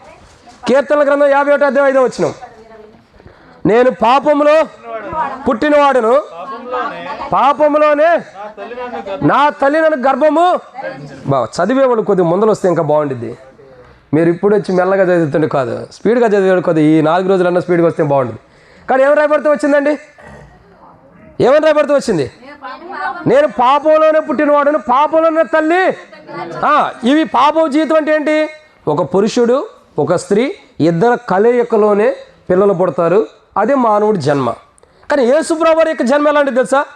దేవుడు ఈ లోకానికి నిత్యుడకు తండ్రిగా యేసుప్రభుని పంపించడానికి, అంటే అనంత యుగాలకి తండ్రిగా ఆయన ఉంచడానికి ఈ లోకంలో పురుషుణ్ణి ఎరగని స్త్రీని చూసి ఆ స్త్రీ గర్భమును తెరిచి ఆమె గర్భంలో పరిశుద్ధాత్ముడి ద్వారా ఒక శిశువుని పెట్టాడు యేసుప్రభు దేవుడు. ఆ శిశువే ఈ లోకానికి వచ్చి నిత్యుడగు తండ్రిగా ఉంటూ వచ్చాడు. ఆయనే ప్రభువైన యేసుక్రీస్తు ప్రభువారు. ఇప్పుడు అర్థమైందండి? దేవుడు ఒక కన్యక గర్భము తెరిచి ఆ గర్భంలో తన కుమారుని పెట్టాడు. నిత్యుడగు తండ్రి ఆయన అనంత యుగాలకి తండ్రి అయినటువంటి యేసుప్రభుని గర్భంలో పెట్టి కాలం సంపూర్ణమైనప్పుడు తన కుమారుని లోకాన్ని పంపాడు. ఇప్పుడు యేసుప్రభు పుట్టుకలో ఆమె యేసుప్రభుని కన్నటువంటి తల్లి పురుషుడితో సహవాసం కలిగి ఉందా? లేదు. లేకుండానే దేవుడు ఆమెకు గర్భాన్ని ఇచ్చాడు. కాబట్టి ఆమె యేసుప్రభు యొక్క జననం చూడగా ఎలా ఉందండి? పవిత్రమైనది. అంటే ఆమె కన్యక అంటే అర్థం ఏంటి? ఏ పురుషుడిని ఎరగలేదండి, ఏ పాపం చేయలేదండి. కానీ పాపం చేయని వాళ్ళు ఎలాంటి వారు? పరిశుద్ధులే కదా. కానీ పరిశుద్ధమైనటువంటి కన్యక గర్భమున ఈ లోకానికి యేసుప్రభుని అనుమతించాడు దేవుడు. ఎలాగూ? నిత్యుడగు తండ్రిగా, అంటే అనంత యుగాలకి తండ్రిగా ఉండటానికి అనుమతించాడు. కాబట్టి యేసుప్రభు పుట్టుకలు ఇప్పుడు ఏముంది? పాపం లేదు. పాపం లేదు కాబట్టి, పాపం లేని వాడికి ఈ లోకానికి పుట్టాడు కాబట్టి ఆయన రక్తం పరిశుద్ధంగా ఉంది. కానీ పరిశుద్ధమైన రక్తం కలిగి ఉన్నాడు కాబట్టి ఇప్పుడు ఏం చేస్తున్నాడు? ఆయన మనల్ని పరిశుద్ధపరుస్తున్నాడు. ఆయనలో పరిశుద్ధ రక్తం ఉంది. ఆ పరిశుద్ధ రక్తం ద్వారా ఏం చేస్తున్నాడు? మనల్ని పరిశుద్ధపరుస్తున్నాడు. అందుకంటాడు కదా, 1 యోహాను రాసిన పత్రిక 1వ అధ్యాయం 7వ వచనంలో, యేసు రక్తం ప్రతి పాపం నుండి మనల్ని పవిత్రంగా చేయనంటే పరిశుద్ధులుగా చేయను. ఇప్పుడు యేసు ప్రభు రక్తం ఏం చేస్తుంది? మనల్ని, ఆయన రక్తం పరిశుద్ధమైనది కాబట్టి మనల్ని పరిశుద్ధులుగా చేస్తుంది. ఈ పరిశుద్ధులుగా ఎవరైతే యేసు ప్రభు రక్తం ద్వారా చేయబడ్డారో, ఇలా చేయబడాలంటే ఏం చేయాలండి? ఇలా చేయబడాలంటే మన ఆస్తు ఐశ్వర్యం దేవుని దగ్గర తీసుకురావాల్సిందా? చర్చికి తీసుకొచ్చి ఇవ్వవసరలా, దాన ధర్మాలు చేయవసరలా. ఏం చేయాలా? ఎక్కడుండా యేసు ప్రభువా నేను పాపిని, నన్ను నీ రక్తంతో కడగండి, నన్ను పరిశుద్ధపరచండి, పావనమైనటువంటి పరిశుద్ధమైన నిష్కలంకమైన పరిశుద్ధమైన రక్తంతో నన్ను కడిగి పవిత్రపరచు ప్రభు అంటే చాలు. ఆస్తుల ఐశ్వర్యాలు దేవుని మందిరం తీయవసరలా, కానుకలు తెచ్చి మనం ఇవ్వవసరలా, మనం ఏదో దాన ధర్మాలు చేయవసరలా, ఏదో చర్చికి వెళ్ళి క్రిస్మస్ రోజు న్యూ ఇయర్ రోజు ఈ కేకులు లేకపోతే ఇవని పెట్టవసరలా. ఏం చేయాలి? మనం మన ఇంట్లో ఉండా యేసు ప్రభువా నేను పాపిని, నన్ను క్షమించండి అని మనం అడిగితే చాలు. ప్రభు తన పరిశుద్ధ రక్తం ధర కడుగు ప్రభు అంటే కడుగుతాడు. అదే అమోఘమైన జీవితం. నా జీవితంలో డిసెంబర్ 18వ తారీఖు మధ్యాహ్నం అంటే 3 గంటల దాదాపు 3:30 గంటల సమయంలో యేసు ప్రభు వారు నన్ను కడిగాడు. డిసెంబర్ 18 అది నా పుట్టినరోజు. అదే రోజు నా ఆత్మీయ పుట్టినరోజు కూడా. ఇవాళ ఎంత తారీఖు? 16. ఇంకా 2 రోజులకు నేను పుడతా. అంటే డిసెంబర్ 18 ఆ రోజు నా యొక్క జన్మదినం. ఆ రోజు దేవుని మందిరంకి వెళ్ళా, దేవుడు మాట్లాడాడు, నా పాపాలు ఒప్పుకున్నా, యేసు ప్రభు నన్ను క్షమించాడు. ప్రభు నీ రక్తంతో కడగనగానే నా జీవితంలో 18 సంవత్సరాలు జీవిత ప్రాయంలో నేను చేసిన అబద్ధాలు, చేసిన దొంగతనాలు, పాప జీవితం, అపవిత్రమైన జీవితం, వ్యభిచార జీవితం అంతటిని కూడా ప్రభు కడిగాడు. ఆ రోజు నా హృదయంలో ఉండే బాధ, వేదన, పాప జీవితం అంతా తొలగించబడి గొప్ప సంతోషం నాలోకి వచ్చింది.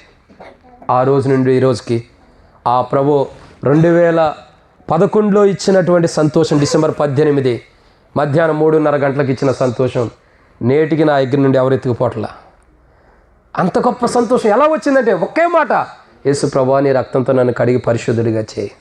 ఒక్క మాటే నేను అడిగింది, నా జీవిత పాపాలు క్షమించేసాడు. అదే దానియేలు గ్రంథం రాయబడుతూ వచ్చింది. ఇప్పుడు నేనేమై ఉన్నాను? నా జీవితంలో ఉన్న పాపాలు క్షమించబడినప్పుడు నేనేమై ఉంటాను? పరిశుద్ధుడిగా చేయబడ్డా. ఇప్పుడు ఈ పరిశుద్ధుడు ఏం చేయబోతున్నాడు? ఒక రోజు కాదు, యుగ యుగములు రాజ్యం వెళ్ళబోతున్నాడు. ఆశ ఉండొద్దా? నేను కూడా ఆ యుగాల్లో రాజ్యం వెళ్ళాలని కోరిక ఉండొద్దా? మరి ఆ యుగంలో నువ్వు కూడా రాజ్యం వెళ్ళాలని నువ్వేం చేయాలా? కులమతాలు మార్చుకునేది లేదు. అసలు కులమతాలతో సంబంధమే లేదు ఇక్కడ. ఎవరైనా సరే మనుషులు అన్న ప్రతి మానవుడు యేసు ప్రభువా నేను పాపిని, నేను రక్తంతో నన్ను కడగండి అంటే చాలు. యథాస్థితి నీ జీవితం నువ్వు జీవించవచ్చు. ఒక మాటే నేను పరిశుద్ధంగా చేస్తుంది. అప్పుడు నువ్వేం చేయబోతున్నావు? యుగాయుగములు రాజ్యం వెళ్ళబోతున్నావు. యుగ యుగములు. నేను ఇప్పుడు యుగం గురించి చెబుతూ వచ్చి ఇప్పటిదాకా. ఏ యుగం అది? మనుషుడు దేవుని సన్నిధిలో నివసించే యుగం. ఏ యుగం? పాపంలో ఉన్న మానవుడు మారడానికి సమయం ఇస్తున్నాడే, అది కృపాయుగము. ఏ యుగం అది? దుష్టయుగము. ఇది ఒక్క యుగమే. కానీ తర్వాత ఇంకో యుగం చూసాం. ఏ యుగం అది? రాబో యుగం. తర్వాత ఇప్పుడు చూస్తున్న యుగం ఎలాంటిది? పరిశుద్ధులే. యుగ యుగం రాజ్యం లేదు. ఇక యుగాలు కాదు, ఒక యుగం కాదు, యుగ యుగాలు. ఒక యుగము కొన్ని కోట్ల సంవత్సరాలు కూడా ఉంది, కొన్ని వేల సంవత్సరాలు ఉంది, కోట్ల సంవత్సరాలు కూడా ఉంది. అన్ని యుగాలకి, యుగ యుగాలకి రాజ్యం వెళ్ళబోతున్నాం మనం. ఎలాంటి యుగం ఇది? యుగ యుగ రాజ్యమే, పరిశుద్ధులు రాజ్యమేల యుగం. ఈ పరిశుద్ధులు రాజ్యమేల యుగానికి యేసు ప్రభువు ఏమై ఉన్నాడండి? తండ్రి అయి ఉన్నాడు. మనం ఏమై ఉన్నాం అప్పుడు? కుమారుల స్వభావం. అక్కడ 2 స్వభావాలు కలుస్తున్నాయి.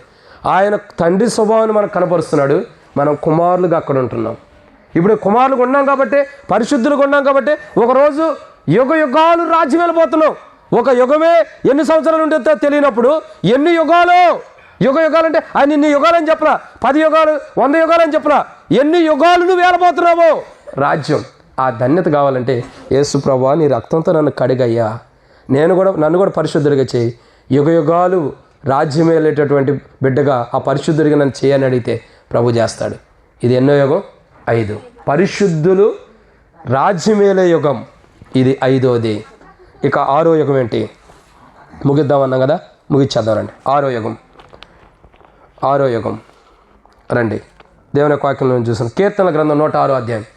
ఈ భోజనాలన్నీ రెడీ చేసుకోండి. కీర్తనల గ్రంథం 106వ అధ్యాయం 48వ వచనం. కీర్తనల గ్రంథం 106వ అధ్యాయం 48వ వచనం. ఇశ్రాయేలీల దేవుడైన యెహోవా యుగములన్నిటను స్తుతినందును గాక, ప్రజలందరూ ఆమెనందురు గాక, యెహోవాను స్తుతించుడి. ఇది ఎన్నో యుగం? ఇది 6వ యుగం. చెప్పండి, ముగిద్దాం. మొదటి యుగం ఎలాంటిది? మనుషుడు దేవుని సన్నిధిలో నివసించే యుగం. 2వ యుగం ఎలాంటిది?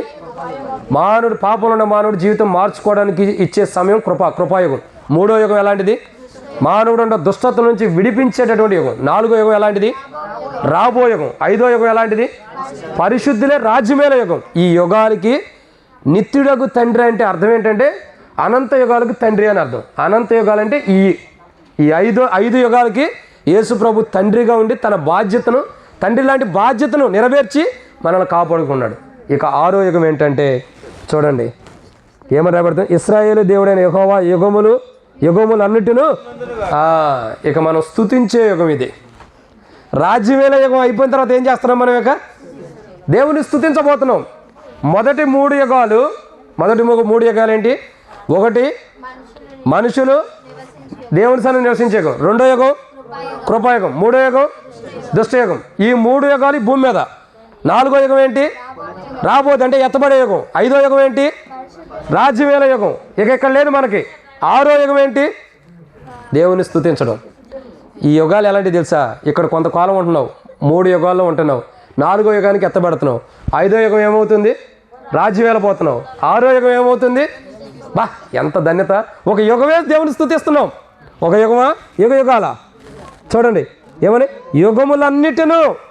ఎన్ని యుగాలు ఉండే? ఇక అన్ని యుగాలు మనం ఏం చేయబోతున్నాం? ఎన్ని యుగాలు? అనంత యుగాలు. అనంత యుగాలు అంటే లెక్కించలేనని యుగాలు. ఇక లెక్కించలేనని యుగములు మనం ఏం చేయబోతున్నామండి? దేవుని స్తుతిస్తున్నాం.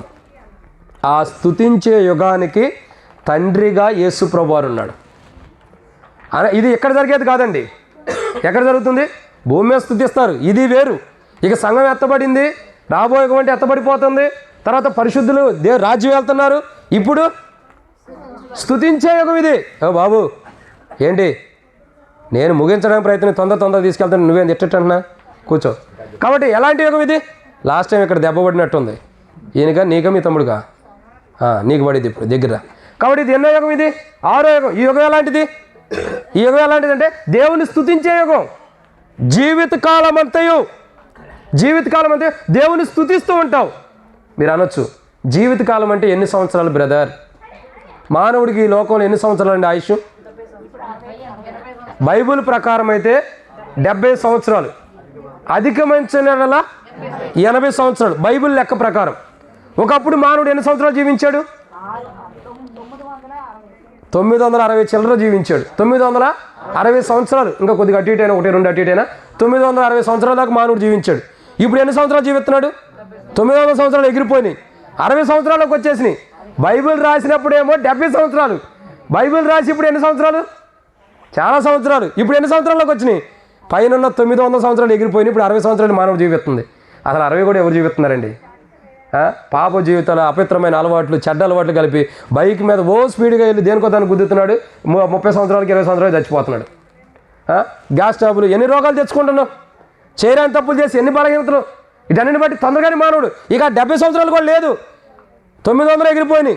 దేవుడు ఇచ్చిన 70 సంవత్సరాలు, 10 సంవత్సరాలు కూడా ఎగిరిపోయినాయి. ఇప్పుడు ఎన్ని ఉన్నాయి? 60 కూడా పూర్తిగా ఉంటున్నామా? అది కూడా లేదు. ఎన్నన్నా 30కి వచ్చారంట అన్న, బాగా తెలిసినట్టుంది. ఇప్పుడు 30 సంవత్సరాలకు మానవుడి జీవితం అయిపోతున్నట్టుంది. ప్రియుడా, ఇక్కడ గుర్తుపెట్టుకోండి, ఇది మానవుడి యొక్క జీవిత కాలము. 70 సంవత్సరాలు అధిగమించిన 80 సంవత్సరాలు వస్తే ఏముంటుంది? 70 సంవత్సరాలు ఆరోగ్యంగా ఉంటున్నావు. అధిగమించిన 80. కైనాను 80 సంవత్సరాలు, 10 సంవత్సరాలు ఎలా ఉంటున్నాయి? 70 తర్వాత వచ్చే సంవత్సరాలు ఆయాసము, దుఃఖమేనంట. అంటే నీకు 70 సంవత్సరాలు దాటిన తర్వాత ఎట్లా ఉంటున్నావు? ఇక ఆయాసమే. ఇక మనకి ఇప్పటిదాకా 2 కాళ్ళు ఉంటే 3వ కాళ్ళు వచ్చేసిద్ది. దాని తర్వాత ఇంకో 2 కళ్ళు వస్తాయి. దాని తర్వాత ఇంకా అన్నీ వస్తూ ఉంటాయి. ఇక ఉదయం ఒకటి వస్తూనే ఉంటుంది. ఇవి పెరిగిపోతూనే ఉంది కదా. కళ్ళజోడు వస్తుంది, కర్ర వస్తుంది, ఇక అన్నీ వచ్చేస్తున్నాయి. ఇప్పుడు నాకు కూడా కళ్ళజోడు వచ్చింది. ఇదిగో చూడండి, అంటే నేను కూడా 70 దాకా వచ్చేసినట్టే. అయిపోయింది ఇక వయసు. ఊరు పొమ్మంటుంది, కాడి రమ్మంటుంది. ఏమంటుంది? ఊరు పొమ్మంటుంది, కాడి రమ్మంటుంది స్థితి వచ్చేసింది. చూడండి, మానవుడి జీవితం ఎంత కొద్ది కాలమే. 70 సంవత్సరాలు, 80 మహా అయితే. పూర్వదినాల్లో రాగి సంగటి ఇవన్నీ తిన్నవాళ్ళు ఉంటారు చూసారా? అలాంటి వాళ్ళు అయితే 100 సంవత్సరాల దాకా బతకొచ్చు ఉంటారు. వాళ్ళు ఇప్పుడు 70 సంవత్సరాలు కానీ వాళ్ళు ఆశ్చర్యపోతాం మనం. వీళ్ళకి 50 సంవత్సరాలు, 70 సంవత్సరాలు అంటారు ఏంటంటాం. అంటే అటువంటి చరిత్ర. కానీ ఇప్పుడు చూడండి, బైబిల్ ఏమంటుంది? యుగాలు అంటే నువ్వేం చేయబోతున్నావు? ఈ లోకంలో మరణమయ్యే ఈ మృతమైన శరీరం, బైబిల్ ఏమంటుంది? మన్ననేది వెనకడం వల్లే మరలా భూమి చేరును.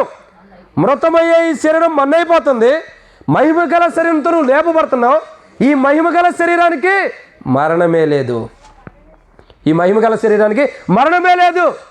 మరణమే లేని శరీరానికి, ఆ మరణమే లేని శరీరంతో దేవుని స్తుతిస్తున్నాం కాబట్టి ఆ మరణమే లేని శరీరము కలిగినటువంటి దేవుని స్తుతించేటటువంటి కాలముకు, ఆ యుగానికి యేసు ప్రభువారు తండ్రిగా ఉంటున్నాడు. అనంత యుగాలు అంటే మరణమే లేని యుగానికి కూడా తండ్రిగా ఉంటాడు ఆయన. ఇక మానవుడి జీవితంలో ఇక్కడ 70 సంవత్సరాలు బతికేది. తర్వాత ఏ డాక్టర్ వస్తాడు, ఎప్పుడు ఇంజక్షన్ చేస్తాడని ఎదురు చూడాలి.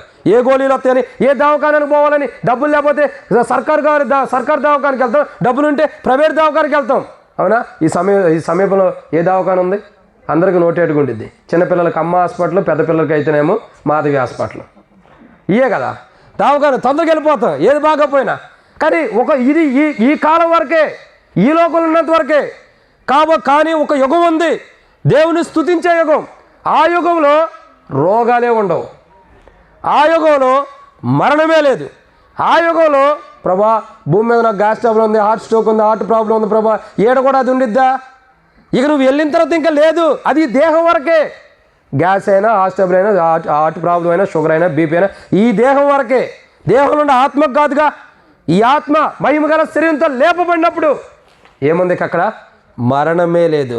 అందుకే నీకు చావు లేదు కాబట్టి యుగయుగాలు దేవుని స్తుతిస్తున్నావు. మరణం లేదు కాబట్టి యుగయుగాలు దేవుని మహిమపరుస్తున్నావు. దేవానికి వందనాలు, దేవానికి స్తోత్రాలు. ఆ మరణమైన జీవితాన్ని కాపాడావు, నరకమైన జీవితాన్ని కాపాడావు, చచ్చిపోవాల్సిన జీవితాన్ని కాపాడావు, రోగముల జీవితాన్ని కాపాడావు. దేవా ఇప్పుడు రోగమే లేని జీవితాన్ని ఇచ్చావని దేవుని స్తుతిస్తావు. ఇప్పుడు రోగమే లేని జీవితాన్ని ఇచ్చావని దేవుని స్తుతిస్తావు.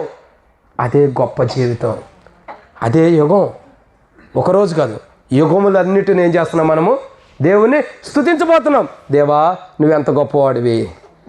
మరణమయ్యే యుగం నుండి, బాధల యుగం నుండి, మానసికమైన కష్టాల యుగం నుండి, ఇంకా దుఃఖంతో కూడిన యుగాల నుండి, దేవా శ్రమతో కూడిన యుగాల నుండి నన్ను కాపాడి శ్రేష్టకరమైన యుగానికి, బాధలు, కష్టాలు, దుఃఖము, వేదన లేని యుగానికి తీసుకొచ్చావు. ఇప్పుడు నాకు మరణమే లేదు ప్రభా అని చెప్పేని అక్కడ ఏం చేయొచ్చు? చెప్పు దావిదన్నా, ఏం చేయొచ్చు? దేవుని ఆరాధించవచ్చు. ఏం శ్యామన్నా, అంతేనా? చేద్దామా లేదా? దేవుని స్తుతించడమే. నువ్వు ఎంత గొప్పవాడివి, ఎంత అద్భుతకరుడివి. ఎందుకంటే వాళ్ళిద్దరు నాకు స్నేహితులు లేండి, అందుకే వాళ్ళ పేర్లు అడిగా. బాగా స్నేహితులు కాబట్టి ఎలాంటిది? దేవుని స్తుతించే యుగం, దేవుని మహింపరిచే యుగం, దేవుని ఘనపరిచే యుగం. ఆ యుగంలో దేవుని స్తుతిస్తూనే ఉంటాం. అలాంటి యుగానికి వెళ్ళాలంటే మానవుడికి ఏం కావాలా? ఈ శరీరం తెల్లలేడు. అలాంటి యుగం, దేవుని స్తుతించే యుగానికి మానవుడు వెళ్ళాలంటే ఈ శరీరం తెల్లలేడు. కాబట్టి ఏం చేశాడు? ఈ శరీరము మన్ను నుండి తీయబడింది కాబట్టి మన్ను అయిపోతుంది. కాబట్టి ఈ శరీరం నుండి మార్చి మరొక శరీరాన్ని మనకిస్తున్నాడు. అదే మహిమగల శరీరం. ఆ శరీరంతో యుగయుగాలు దేవుని ఆరాధించే ప్రాంతానికి తీసుకెళ్తున్నాడు. ఈ శరీరంతో ఇక్కడున్న మందిరాల్లోకి వెళ్తాం, కానీ దేవుని రాజ్యానికి వెళ్ళాం. ఈ శరీరం నుండి విడిపించి మహిమగల శరీరం ఇచ్చి ఆ శరీరంతో దేవుని రాజ్యంలో దేవుని స్తుతించడానికి నిత్యుడగు తండ్రిగా ఈ లోకానికి జన్మించాడు ఆయన. అలా స్తుతించడానికి, మనం తీసుకెళ్ళడానికి నిత్యయోగ తండ్రి అంటే అనంత యుగాలకు తండ్రిగా ఈ లోకానికి ఆయన జన్మించాడు. ఇది ఎన్నో యుగం అండి? 6. 6వ యుగం ఎలాంటిది? 6వ యుగం దేవుని స్తుతించేది. మన జీవితం ఈ శరీరం మార్చి మహిమగల శరీరం ఇచ్చి దేవుని దగ్గర తీసుకెళ్ళి దేవుని స్తుతించేటట్టు చేసే యుగం అది. అక్కడ ఎన్ని సంవత్సరాలు ఉంటున్నాం? లెక్కలేవు. యుగములన్నీ కూడా దేవుని స్తుతిస్తున్నాం. అంత ధన్యత నీకు కావాలంటే, ఆ మార్పు చెందే మహిమగల శరీరం నీకు కావాలంటే, యేసు ప్రభువా నన్ను క్షమించు, నా పాపాలు క్షమించి నిత్యుడగు తండ్రికి ఈ లోకానికి వచ్చావు, నాలో ఉన్న పాపాలు క్షమించి నా జీవితాన్ని మార్చి నేను ఒకరోజు ఈ లోకం విడిస్తే మహిమగల శరీరంతో లేపబట్టడం కొరకై ఆ మహిమగల శరీరానికి అర్హుడిగా నన్ను చేసిన పాపాలు క్షమించు అని అడిగితే ప్రభు క్షమిస్తాడు. ఇదన్నమాట 6. 7వ విషయంతో ముగిద్దాం రండి. మా రాజాన్ని ఎదురు చూస్తున్నాడు. ఈయన ఎప్పుడు ముగించడు, ఎట్టగా చెబుతాడు అనుకుంటున్నాడు. తొందరగా ముగిచ్చేద్దాం రండి. 7వదిగా లూకాసు సువార్త 1వ అధ్యాయం 33వ వచనం. ముగిచ్చేస్తున్నా. లూకాసు సువార్త 1వ అధ్యాయం 33వ వచనం. త్వరగా లూకాసు సువార్త 1వ అధ్యాయం 33వ వచనం. లూకాసు సువార్త 1వ అధ్యాయం 33వ వచనం. ఆయన యాకోబు వంశస్థులను యుగయుగములను ఏలును, ఆయన రాజ్యము అంతము లేనిదై ఉండునని ఆమెతో చెప్పాను. ఇది ఎలాంటి యుగం అంటే అంతము లేని యుగము. ఎలాంటి యుగం ఇది? అంతము లేనిది. ఈ సందర్భంగా లూది యొక్క కుటుంబం ద్వారా శ్యామన్నకు ఒక విన్నపం తెలియజేస్తున్నా. ప్రతి ఆదివారం ప్రతి సంఘ ప్రార్థన ప్రతి బైబిల్ స్టడీ ప్రతి ఉపవాస ప్రార్థనకు ముందులో వచ్చి కూర్చోవాలి. ఎందుకు? ఎన్ని పనులు ఉండా ఆ కొంతసేపు అయినా ఎందుకు కూర్చోవాలి? మీకు లోది అక్క అనే అక్క మీద నా సహోదరి అన్న ప్రేమ మీకు ఉంటే మీరు ఏం చేయాలా? ఈ కూడికలు ఖచ్చితంగా వచ్చి కూర్చోవాలి. ఎందుకు కూర్చోవాలి? వాక్యం చదవటానికి. గట్టిగా చదవాలి. ఇప్పుడు చదివే వాళ్ళు ఏమైపోతున్నారు? తప్పులు చదువుతున్నారు. కాబట్టి మీరు గట్టిగా చదవడానికే రావాలి. సరే, దేవుని వాక్యంలోకి వెళ్దాం. ఇక అన్నకు చెప్పే కాబట్టి బాధ్యత వహించాలి. వహించకపోతే తర్వాత దేవునికి అప్పచేద్దాం. కాబట్టి ఇప్పుడు ఏం చేయాలా? ఇది ఎలాంటి యుగం? ఏడోదిగా అంతమే లేని యుగం. ఒకరోజు నువ్వు వెళ్ళబోతున్న యుగం ఎలాంటిది తెలుసా? ఒకరోజు నువ్వు ప్రవేశిస్తున్నటువంటి ప్రాంతం ఎలాంటిది తెలుసా? దేవుడే నీ మీద రాజ్యం వెళ్ళబోతున్నాడు. క్షమించండి, రాయబడుతున్న మాట ఏంది? ఇశ్రాయేల్ మీద ప్రభైనా ఆయన యాకోబు వంశస్థులను యుగ యుగములు ఏలును, ఆయన రాజ్యం అంతలేనిది ఉండును అంత చెప్తున్నాడు. ఈరోజు నీతో చెప్తున్నాడు. ఏమని? అంతం లేని రాజ్యం ఒకటి ఉంది. అది యుగ యుగములు ఉంది. అది యుగ యుగములు అంతం లేని రాజ్యము. చూడండి, మానవుడికి అంతం ఉందా లేదా? ఉంది. మానవుడు కొన్న బైక్ అంతం ఉందా లేదా? ఉంది. మానవుడు కొన్న కారుకి అంతం ఉందా లేదా? ఉంది. మానవుడు కట్టుకున్న ఇంటికి అంతం ఉందా లేదా? ఉంది. ఈ లోకంలో అన్నిటికీ అంతం ఉంది. అన్నిటికీ అంతం. అంతం అంటే ఏంటి? ముగింపు. దాని కాలం అయిపోయిందని అర్థం. దాని కాలం అయిపోయిందని అర్థం. ఇప్పుడు ఢిల్లీలో కార్లు ఉన్నాయి.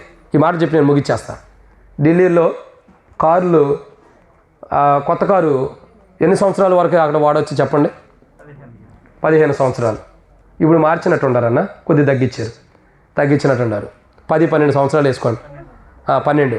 ఆ తర్వాత ఏమవ్వాలి అంటే పూర్తి తెలియదు అని 12 సంవత్సరాలు అనుకోండి. ఆ తర్వాత ఢిల్లీ ప్రభుత్వం ప్రకారం ఏం చేయాలా? ఇక అది వాడకూడదు ఆ కారు. ఎందుకని? ఎంత కొత్త కారు అయినా 20-30 సంవత్సరాల పూర్వకాలంలాగా వాడటానికి లేదు. ఏం చేయాలి? ఇప్పుడు షెడ్యూల్ పంపించాలి. వాళ్ళు అక్కడి నుంచి ఆంధ్రప్రదేశ్కు తెలంగాణకు పంపించాలి. ఇక అక్కడ వాడటానికి లేదు. ఎందుకని? ఇక దానికి కాలం అయిపోయిన తర్వాత అది పొల్యూషన్ వచ్చింది కాబట్టి, పొల్యూషన్ వల్ల ప్రజలు చనిపోతారు కాబట్టి, నష్టం వచ్చింది కాబట్టి అక్కడి నుంచి బయటికి పంపించేస్తారు. నీ టైం అయిపోయిందమ్మా, నువ్వు వెళ్ళిపోతామంటమే. ఈ మనుషుడు కూడా అంతే. ఈ లోకానికి వచ్చిన తర్వాత తన టైం అయిపోయినప్పుడు తాను కూడా వెళ్ళిపోవటమే. ఇది ఏంటి? మన జీవితాల్లో మనం నివసిస్తున్నటువంటి యుగాలు ఎలాంటివి తెలుసా? ఈ దినములు ఎలాంటివి తెలుసా? అంతమైపోయాయి. మీకు సత్యం చెప్పమంటారా? ప్రకటన గ్రంథంలో ఉంది, భూమిలో 3వ భాగం అంతమైపోతుంది. ఆకాశంలో నక్షత్రం రాలి నీటిలో పడుతుందరా, నీటిలో 3వ భాగం రక్తమైపోతుంది. ఒకరోజు ఈ భూమి కూడా నశించిపోతుంది. ఒకరోజు ఈ భూమి పోతుంది, మనం చూసే ఆకాశం కూడా పోతుంది. ఈ భూమి, ఈ ఆకాశం కూడా నశించిపోతున్న దినాలు రాబోతున్నాయి. బైబిల్లో స్పష్టంగా ఉంది. ప్రకటన గ్రంథం చదివితే అర్థమైంది. కొత్త ఆకాశం, కొత్త భూమి. కొత్తది వస్తుందంటే పాతది పోవాలిగా. ఇప్పుడు నేను ఒక మాట అంటే తప్పుగా అర్థం చేసుకోండి. ఎవరో కూడా అధికారులు ఎవరైనా ఉంటే క్షమించండి. ఒక ప్రభుత్వము ఎలక్షన్లో ఓడిపోయిందంటే కొత్త ప్రభుత్వం రావాల్సిందే. మళ్ళీ పాత ప్రభుత్వం ఉండిద్దా? ఉండదు. ఎందుకని? పాతది పోవాలి, ప్రజలు ఎన్నుకున్న కొత్తది రావాల్సిందే. అది ప్రభుత్వం అనే కాదు, ఏదైనా సరే పాతది పోవాలా, కొత్తది రావాలి. ఇప్పుడు జాబ్ చేస్తున్నాడు ఒక వ్యక్తి, తన వయసు అయిపోయింది. వయసు అయిపోయిన తర్వాత రిటైర్మెంట్ వచ్చిన తర్వాత ఏమైంది? ఇక అతనే నేను జాబ్లో ఉంటాను కొనసాగుతాడా? గవర్నమెంట్ అతను రిటైర్మెంట్ ఇచ్చేసి పాత అతను తీసేసి కొత్త అతను చేర్చుకునేది. అట్లాగే ఈ భూమి కూడా అంతమైపోతున్న రోజులు రాబోతున్నాయి. ఇది ముగింపు అవుతుంది. కొత్త ఆకాశం, కొత్త భూమి వస్తుంది. మానవుడికి అయితే తెలీదు. ఇదే శాశ్వతం అనుకుంటున్నాడు మానవుడు. బైబిల్ చదివితే తెలిసింది కొత్త ఆకాశం, కొత్త భూమి. అయితే ప్రభు అంటున్నాడు కదా, అది ఎలాంటిది? అంతమే లేని యుగం. అది అంటే ముగింపు లేని యుగం. ఇక అది దానికి ముగింపే లేదు. ఇక దానికి ముగింపే లేదు. ఎప్పటికెప్పటికి శాశ్వత కాలం నుండి శాశ్వత కాలం వరకు నివసిస్తూ ఉంటాం. శాశ్వత కాలం నుండి శాశ్వత కాలం అంటే ఎప్పటి నుండి ఎన్ని రోజులైనా సరే ఇక అది ఉండటమే. అదే నిత్యత్వం. చెప్పండి, అంతము లేని యుగానికి యేసు ప్రభువారు ఎలా ఉన్నాడు? తండ్రిగా ఉన్నాడు. ఎంత గొప్ప ధన్యత! అంతము లేని యుగం. మానవుడికి చనిపోవాలని ఉండిద్దా, బ్రతకాలని ఉండిద్దా? చెప్పండి. నాకైతే బ్రతకాలనే ఉండిద్ది. అందరికి కూడా అదే. ఎంతమందికి అలా ఉండి చెప్పండి బ్రతకాలని? చేతులెత్తండి. ఎంతమంది బ్రతకాలని? అందరు కూడా. ఇక ఎవరో కుటుంబ సమస్యల్లో భర్త తాగొస్తేనో, కొడతా ఉంటే, తిడతా ఉంటేనో, భార్య తిడుతూ కొడతా ఉంటేనో ఈ బతికే కంటే చావటం మంచిది అనుకుంటారు. ఇట్లాంటి సిచ్యువేషన్ వాళ్ళు తప్పక మిగతా వాళ్ళు అందరూ ఏమనుకుంటారు? బతకాలని. ఇక కుటుంబ సమస్యలో భర్త తాగొచ్చి తిడుతున్నా తిట్టే ఆమె కూడా ఏమనుకునేది, ఆ తిట్టిన కాసేపు ఈయన తిట్టు నేను వినలేక చస్తేనే మంచిది అనుకునేది. మళ్ళీ పొద్దున్నే లేచి, అయ్యా నీకు అన్నం అన్నా, కూర అన్నా, ఇడ్లీ పెట్టినా, చపాతీలైనా, రొట్టెలైనా, మళ్ళీ మామూలుగానే అడిగిద్ది. ఆ టైంలో ఏమనిది, చస్తే మంచిది అనిపించింది. పీడా చస్తే మంచిది, కానీ మానవుడి జీవితం అలా అనిపించింది. ఎవరికి కూడా ఉండాలనిపించదు. కానీ ఒక యుగం ఉంది, అంతమే లేనిది, అసలు ముగింపే లేని యుగం. మానవుడి జీవితానికి ముగింపు ఉంది. ఈ ఆకాశం భూమికి ముగింపు ఉంది. ఈ మానవుడు సృష్టించుకున్న వాటికి ముగింపు ఉంది. మానవుడు కట్టుకున్న ఇంటికి ముగింపు ఉంది. మానవుడు కొనుక్కున్న కారుకు ముగింపు ఉంది. మానవుడు కొనుక్కున్న బైక్కి ముగింపు ఉంది. మానవుడు కొనుక్కున్న సైకిల్కి ముగింపు ఉంది. పిల్లలు ఆడుకోవడానికి కొనుక్కున్న బొమ్మలకు ముగింపు ఉంది. కానీ ముగింపు లేనిది ఒక రాజ్యం ఉంది. అది ఎలాంటిది? అంతమే లేదంటే ముగింపు లేనిదే. యుగములు, అది ఒక యుగం. ఆ యుగానికి యేసుప్రభు ఎలా ఉన్నాడు? అందుకే మనం పాట కూడా పాడతాం, అంతమే లేని. చెప్పు రాజన్న, పాట పాడు. అది అంతమే లేని. సడన్గా అడిగితే ఏం గుర్తొచ్చేదిలే, అంతమే లేని రాజ్యం. అలాంటి రాజ్యము ప్రియుడా, అలాంటి రాజ్యానికి మనం వెళ్ళాలి. ఎలాంటి రాజ్యం? అలాంటి రాజ్యం, అంతమే లేని రాజ్యం, ముగింపే లేని రాజ్యం. ముగింపే లేనటువంటి రాజ్యం ఒకటి ఉంది, అది యుగము. అది యుగము. ఇక్కడ అంటున్నాడు కదా, ఆ యుగము. ఎలాంటి వారు ఉంటున్నారు తెలుసా? అక్కడ అంతమే లేని యుగంలో ఎలాంటి వారు ఉన్నారు తెలుసా? ఈ మాట చెప్పి నేను నిజంగా ముగిస్తాను. అంతమే లేని యుగంలో ఎలాంటి వారు ఉంటున్నారు?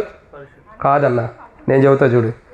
లూకా సువార్త చదవక్క, 1వ అధ్యాయము, ఎన్నో వచ్చినవి? అది 30. చదవండి, 33. ఈ మాట చదివి ప్రార్థన చేసుకున్నాం. ఎలాంటి, ఆ యుగంలో ఎలాంటి వారు ఉంటున్నారు? అంతమే లేని యుగంలో. చదవక్క. యాకోబు వంశస్థులు. ఒక మాట ఆగండి. యాకోబు అంటే ఎలాంటి వాడు? ఇప్పుడు చెప్పండి. యాకోబు అంటే ఎలాంటి వాడు? మోసగాడు. బైబిల్లోనే ఉంది. యాకోబు అన్న పేరుకి మోసగాడు. ఎవరిని మోసం చేశాడు? సంతాననే మోసం చేశాడు. యాకోబు సంతాననే మోసం చేశాడు. తండ్రిని కూడా మోసం చేశాడు.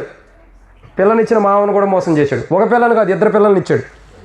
ఇద్దరు పిల్లల్ని భార్యగా చేశాడు. ఆయన కూడా మోసం చేశాడు. ఇటువంటి మోసగాడికి సంబంధించిన సంతానాన్ని కూడా, ఇటువంటి సంతానం ఎక్కడ ఉంది? ఇప్పుడు మోసగాడికి పుట్టినోడు మోసగాళ్ళు అవుతారా, మంచివాళ్ళు అవుతారా? మోసగాళ్ళు అవుతారుగా. దొంగ పుట్టిన ఆయన ఏమంటాం? దొంగ కొడుకురా అంటాం. ఇక ఈయన కూడా దొంగగానే అంటాం, అవునా కదా?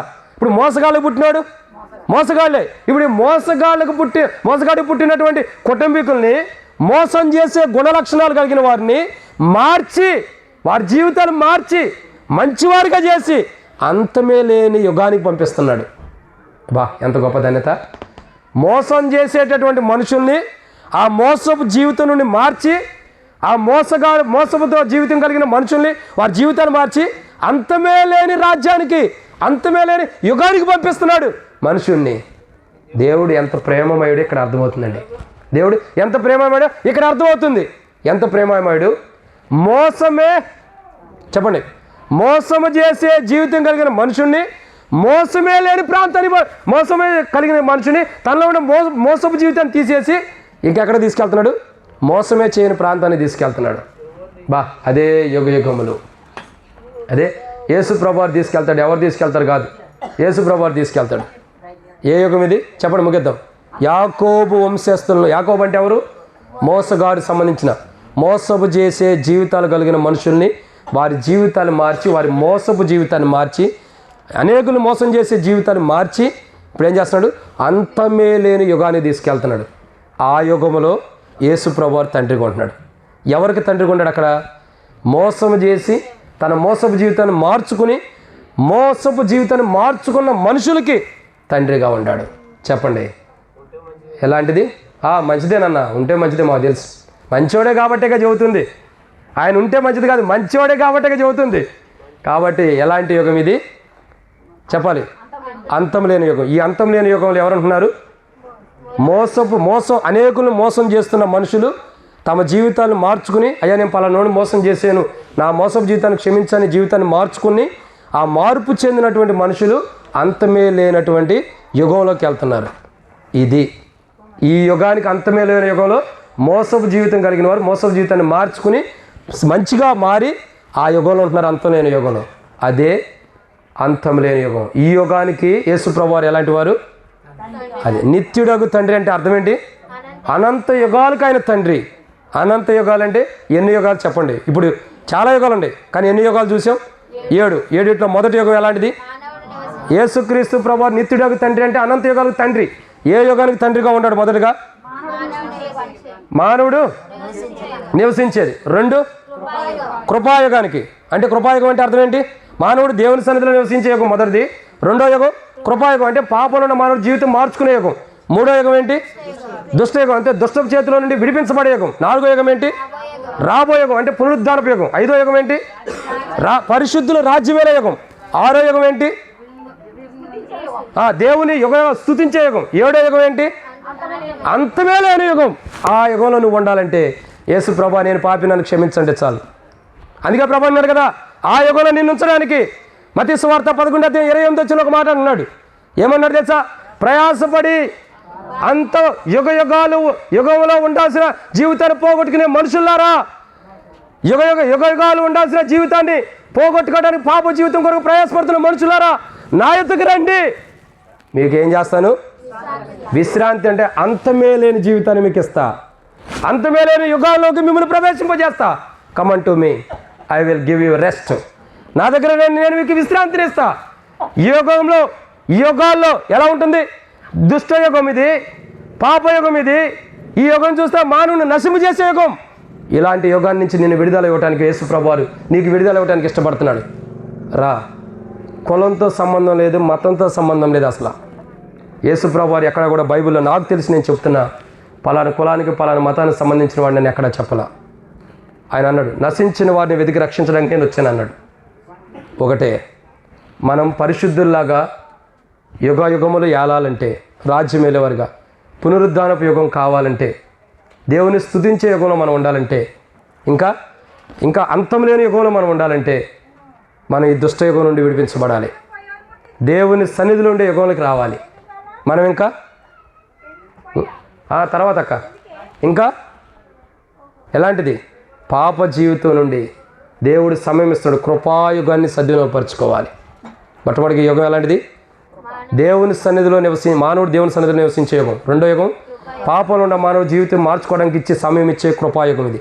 3వ యుగం దుష్టత్వంలో నుండి విడిపించబడి బయటకు వచ్చే యుగం. 4వ యుగం రాబోయే యుగం అంటే పునరుద్ధానపు యుగం. 5వ యుగం పరిశుద్ధులు రాజ్యమేల యుగం. 6వ యుగం దేవుని స్తుతించే యుగం. 7వ యుగం అంతమే లేని యుగం. ఈ యుగములో ప్రభు అంతమే లేని యుగాల్లో నేను ఉంచడానికి ఇష్టపడుతున్నాడు. నువ్వేం చేయాలా? యేసు ప్రభువా నేను పాపినని ఒప్పుకుంటే చాలు. రండి ప్రార్థన చేద్దాం. దయచేసి ఎవరైనా ఎక్కడుండా బయటికి వెళ్ళిపోవద్దు, సమయం అయిపోయింది.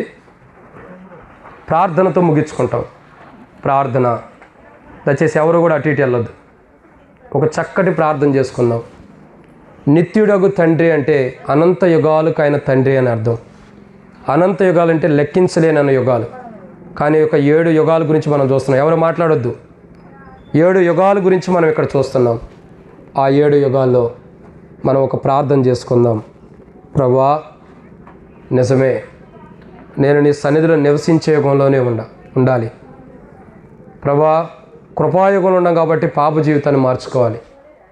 ప్రభువా దుష్టయుగంలో ఉండా, ఈ దుష్టయుగం నుండి నన్ను విడిపించడానికి నీకై నువ్వే నీ ప్రాణాలనే సమర్పణ చేసుకుని అప్పగించుకున్నావు. యేసు ప్రభువా ఈ పాపపు దుష్టయుగం నుండి నన్ను విడిపించు. నేను పునరుద్ధానపు యుగంలో ఉండాలా? నేను పరిశుద్ధుల రాజ్యమేల యుగంలో ఉండాలి. నేను ప్రభువా దేవుని స్తుతించే యుగంలో ఉండాలి. నేను ప్రభువా ఎన్నడూ కూడా అంతం లేని యుగంలో ఉండాలి. ప్రభువా నన్ను అట్ట యుగంలోకి ఉంచు, నన్ను అట్ట యుగం కొరకై సిద్ధపరచు. అయితే ప్రభువా ఆ యుగంలోకి రావాలంటే యేసు ప్రభువా నేను పాపినని ఒప్పుకోవాలి. నువ్వు అన్ని యుగాలకి తండ్రిగా ఉండవు. యేసు ప్రభువా ఈరోజు నాకు కూడా నువ్వు తండ్రిగానే ఉండవు. నాకు కూడా తండ్రి బాధ్యత నా పట్ల కూడా నెరవేరుస్తున్నావు. నేను పాపంలో ఉంటే తండ్రిగా నా పాపం నిమిత్తమే నువ్వు బలవుతూ వచ్చావు. తండ్రిగా నీవు కలువరిశిలో చనిపోతూ వచ్చావు. తండ్రిగా నీవు నీ రక్తాన్ని కార్చి నీకు బదులుగా ప్రభా, నాకు బదులుగా నీవు బలై ప్రభా నన్ను విడిపించావు. ప్రభా నీకు బదులుగా నీవే నాకు బదులుగా బలి అయి నన్ను విడిపించావు. యేసయ్యా తండ్రి తన కుమారులు మేలు చూసుకుంటాడు. తండ్రి తన బిడ్డల క్షేమం చూసుకుంటాడు. ఈ రాత్రి నువ్వు నా క్షేమం మేలును చూడాలని ఇష్టపడుతున్నావు. అయితే నేను చేయాల్సింది ఒకటి, యేసు ప్రభా నన్ను క్షమించండి, నా పాపాలు క్షమించండి, నా జీవితాన్ని మార్చండి. యేసు ప్రభు నా జీవితాన్ని మార్చండి. ఇదే నేను అడుగుతున్నా. దీని ద్వారా నా జీవితాన్ని మార్చు, నా ప్రవర్తన మార్చు, నా అబద్ధాలు, మోసాలు, దొంగతనం, వ్యభిచారం, పాప జీవితం, అపవిత్రమైన జీవితం అంతటిని మార్చి నాకు కొత్త జీవితాన్ని ఇవ్వండి.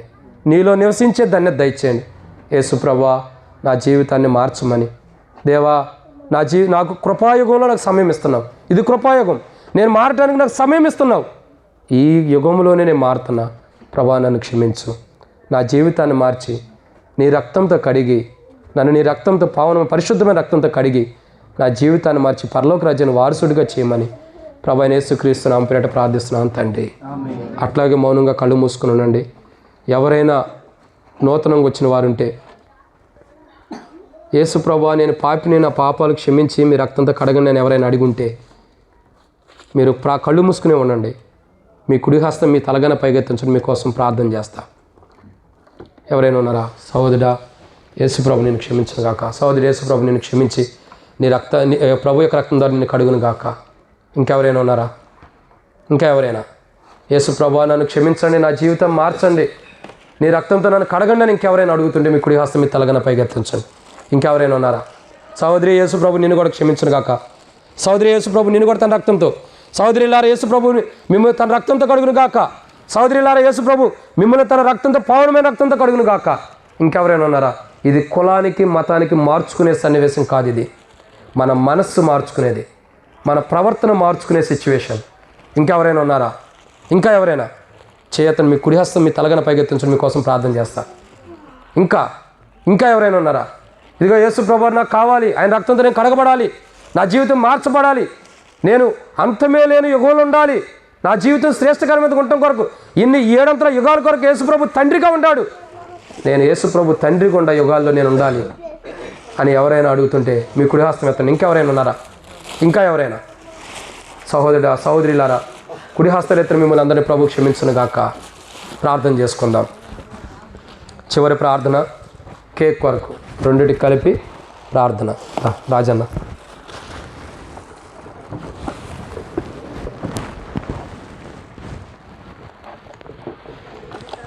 ప్రార్థన చేసుకుందాం. దయచేసి ఎవరు కూడా అటు ఇటు చూడొద్దు.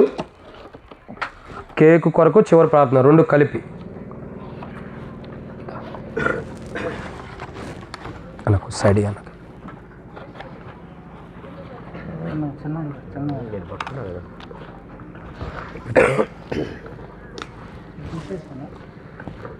ప్రార్థన చేసుకుందాము.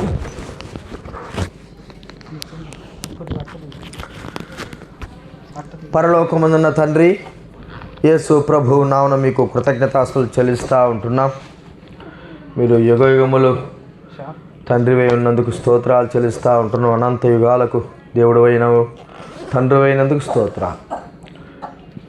ప్రాముఖ్యంగా తండ్రి కృపాయుగానికి దేవుడు అయి ఉన్నావు. ప్రతి మానవుడు నశించిపోవడం మీకు ఎంత మాత్రం ఇష్టం లేదు.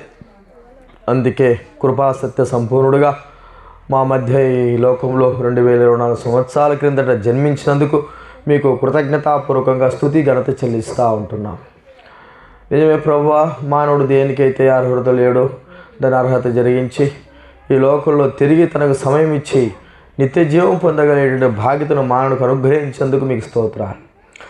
తండ్రి తరతరాలు యుగయుగాలు ప్రభువా మీతో పాటు ఉండగలిగి, మీతో పాటు రాజ్యం చేయగలిగి, మీతో పాటు ప్రభువా నివసించగలిగి, మిమ్మల్ని స్తుతించి ఘనపరచగలిగే బాధ్యతను మట్టివారమైన మాకు అనుగ్రహించిన స్తోత్రాలు. ఆ అర్హత ఆ బాధ్యత తండ్రి ఇక్కడ ఎవరికైతే లేదో, ఎవరైతే పొందలేకపోయినారో వారిని జ్ఞానం చేసుకున్నాడు. ప్రాముఖ్యంగా తండ్రి నిత్య జీవానికి ఎంతమంది అయితే నిర్ణయింపబడి ఉన్నారో వారందరినీ కూడా జ్ఞానం చేసుకుంటండి. వారందరూ కూడా ప్రభువా మీరు నిత్య రక్షణకు కారకులుగా చేయవలసి మనం చేస్తుంటున్నాం. పాప క్షమాపణ దయచేయండి. కృపకు కారకులుగా మీరు చేయవలసి మీద వేడుకుంటున్నాం. సహాయం చేయండి. ప్రేమగల తండ్రి, వచ్చిన వారిని బట్టి స్తోత్రాలు, కుటుంబాన్ని బట్టి స్తోత్రాలు, యాదమ్మతర కుటుంబం బట్టి వందనాలు, బిడ్డలను బట్టి స్తోత్రాలు. దీవించి ఆశ్రయించండి. ఈ గృహాన్ని ఆధారం చేసుకునే సెమీ క్రిస్మస్ మీటింగ్ ఏర్పాటు చేయడానికి, దైవవాక్యం వినిపింపజేయడానికి, అనేకులకు రక్షణ సువార్త ప్రకటింపజేయడానికి, తండ్రి మీ యొక్క రాజ్య సువార్త ప్రకటించడానికి ఇచ్చిన తరుణాన్ని బట్టి మీకు కృతజ్ఞతాస్తులు చెల్లిస్తూ ఉంటున్నాం.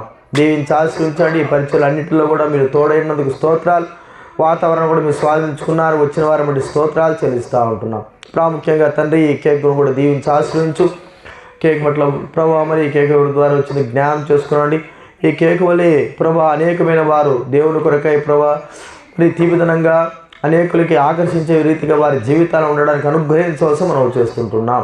కనికరించండి. వందన స్తుతులు స్తోత్రాలు చెల్లిస్తూ వచ్చిన వారిని బట్టి స్తోత్ర. పిల్లలు, పెద్దలు, వృద్ధులు, యవనస్తులు అందరూ కూడా దీవించి ఆశ్రయించు. ఎవరికైతే రక్షణ లేదు వారికి రక్షణతో నింపవలసి మనం చేస్తూ సంపూర్ణంగా మమ్మల్ని మేము అప్పచెప్పుకుంటూ కృతజ్ఞతాపూర్వక స్తుతులు చెల్లిస్తూ ప్రభా భోజనాల విషయంలో కూడా మీ దాసులైన వారు బలపరిచారు, ప్రేరేపించారు. అందును బట్టి స్తోత్రాలు చెల్లిస్తూ ఉంటున్నాం. మీ ఘనమైన నామం బట్టి వందనాలు చెల్లిస్తూ ఉంటున్నాం. ఏమి ఇచ్చి రుణం తీర్చుకోగలం ప్రభా? ఏమి ఇచ్చినప్పుడు రుణస్థులను ఒప్పుకుంటూ యేసు ప్రభు నామమున ప్రార్థించి అడిగి వేడుచున్నాము తండ్రి.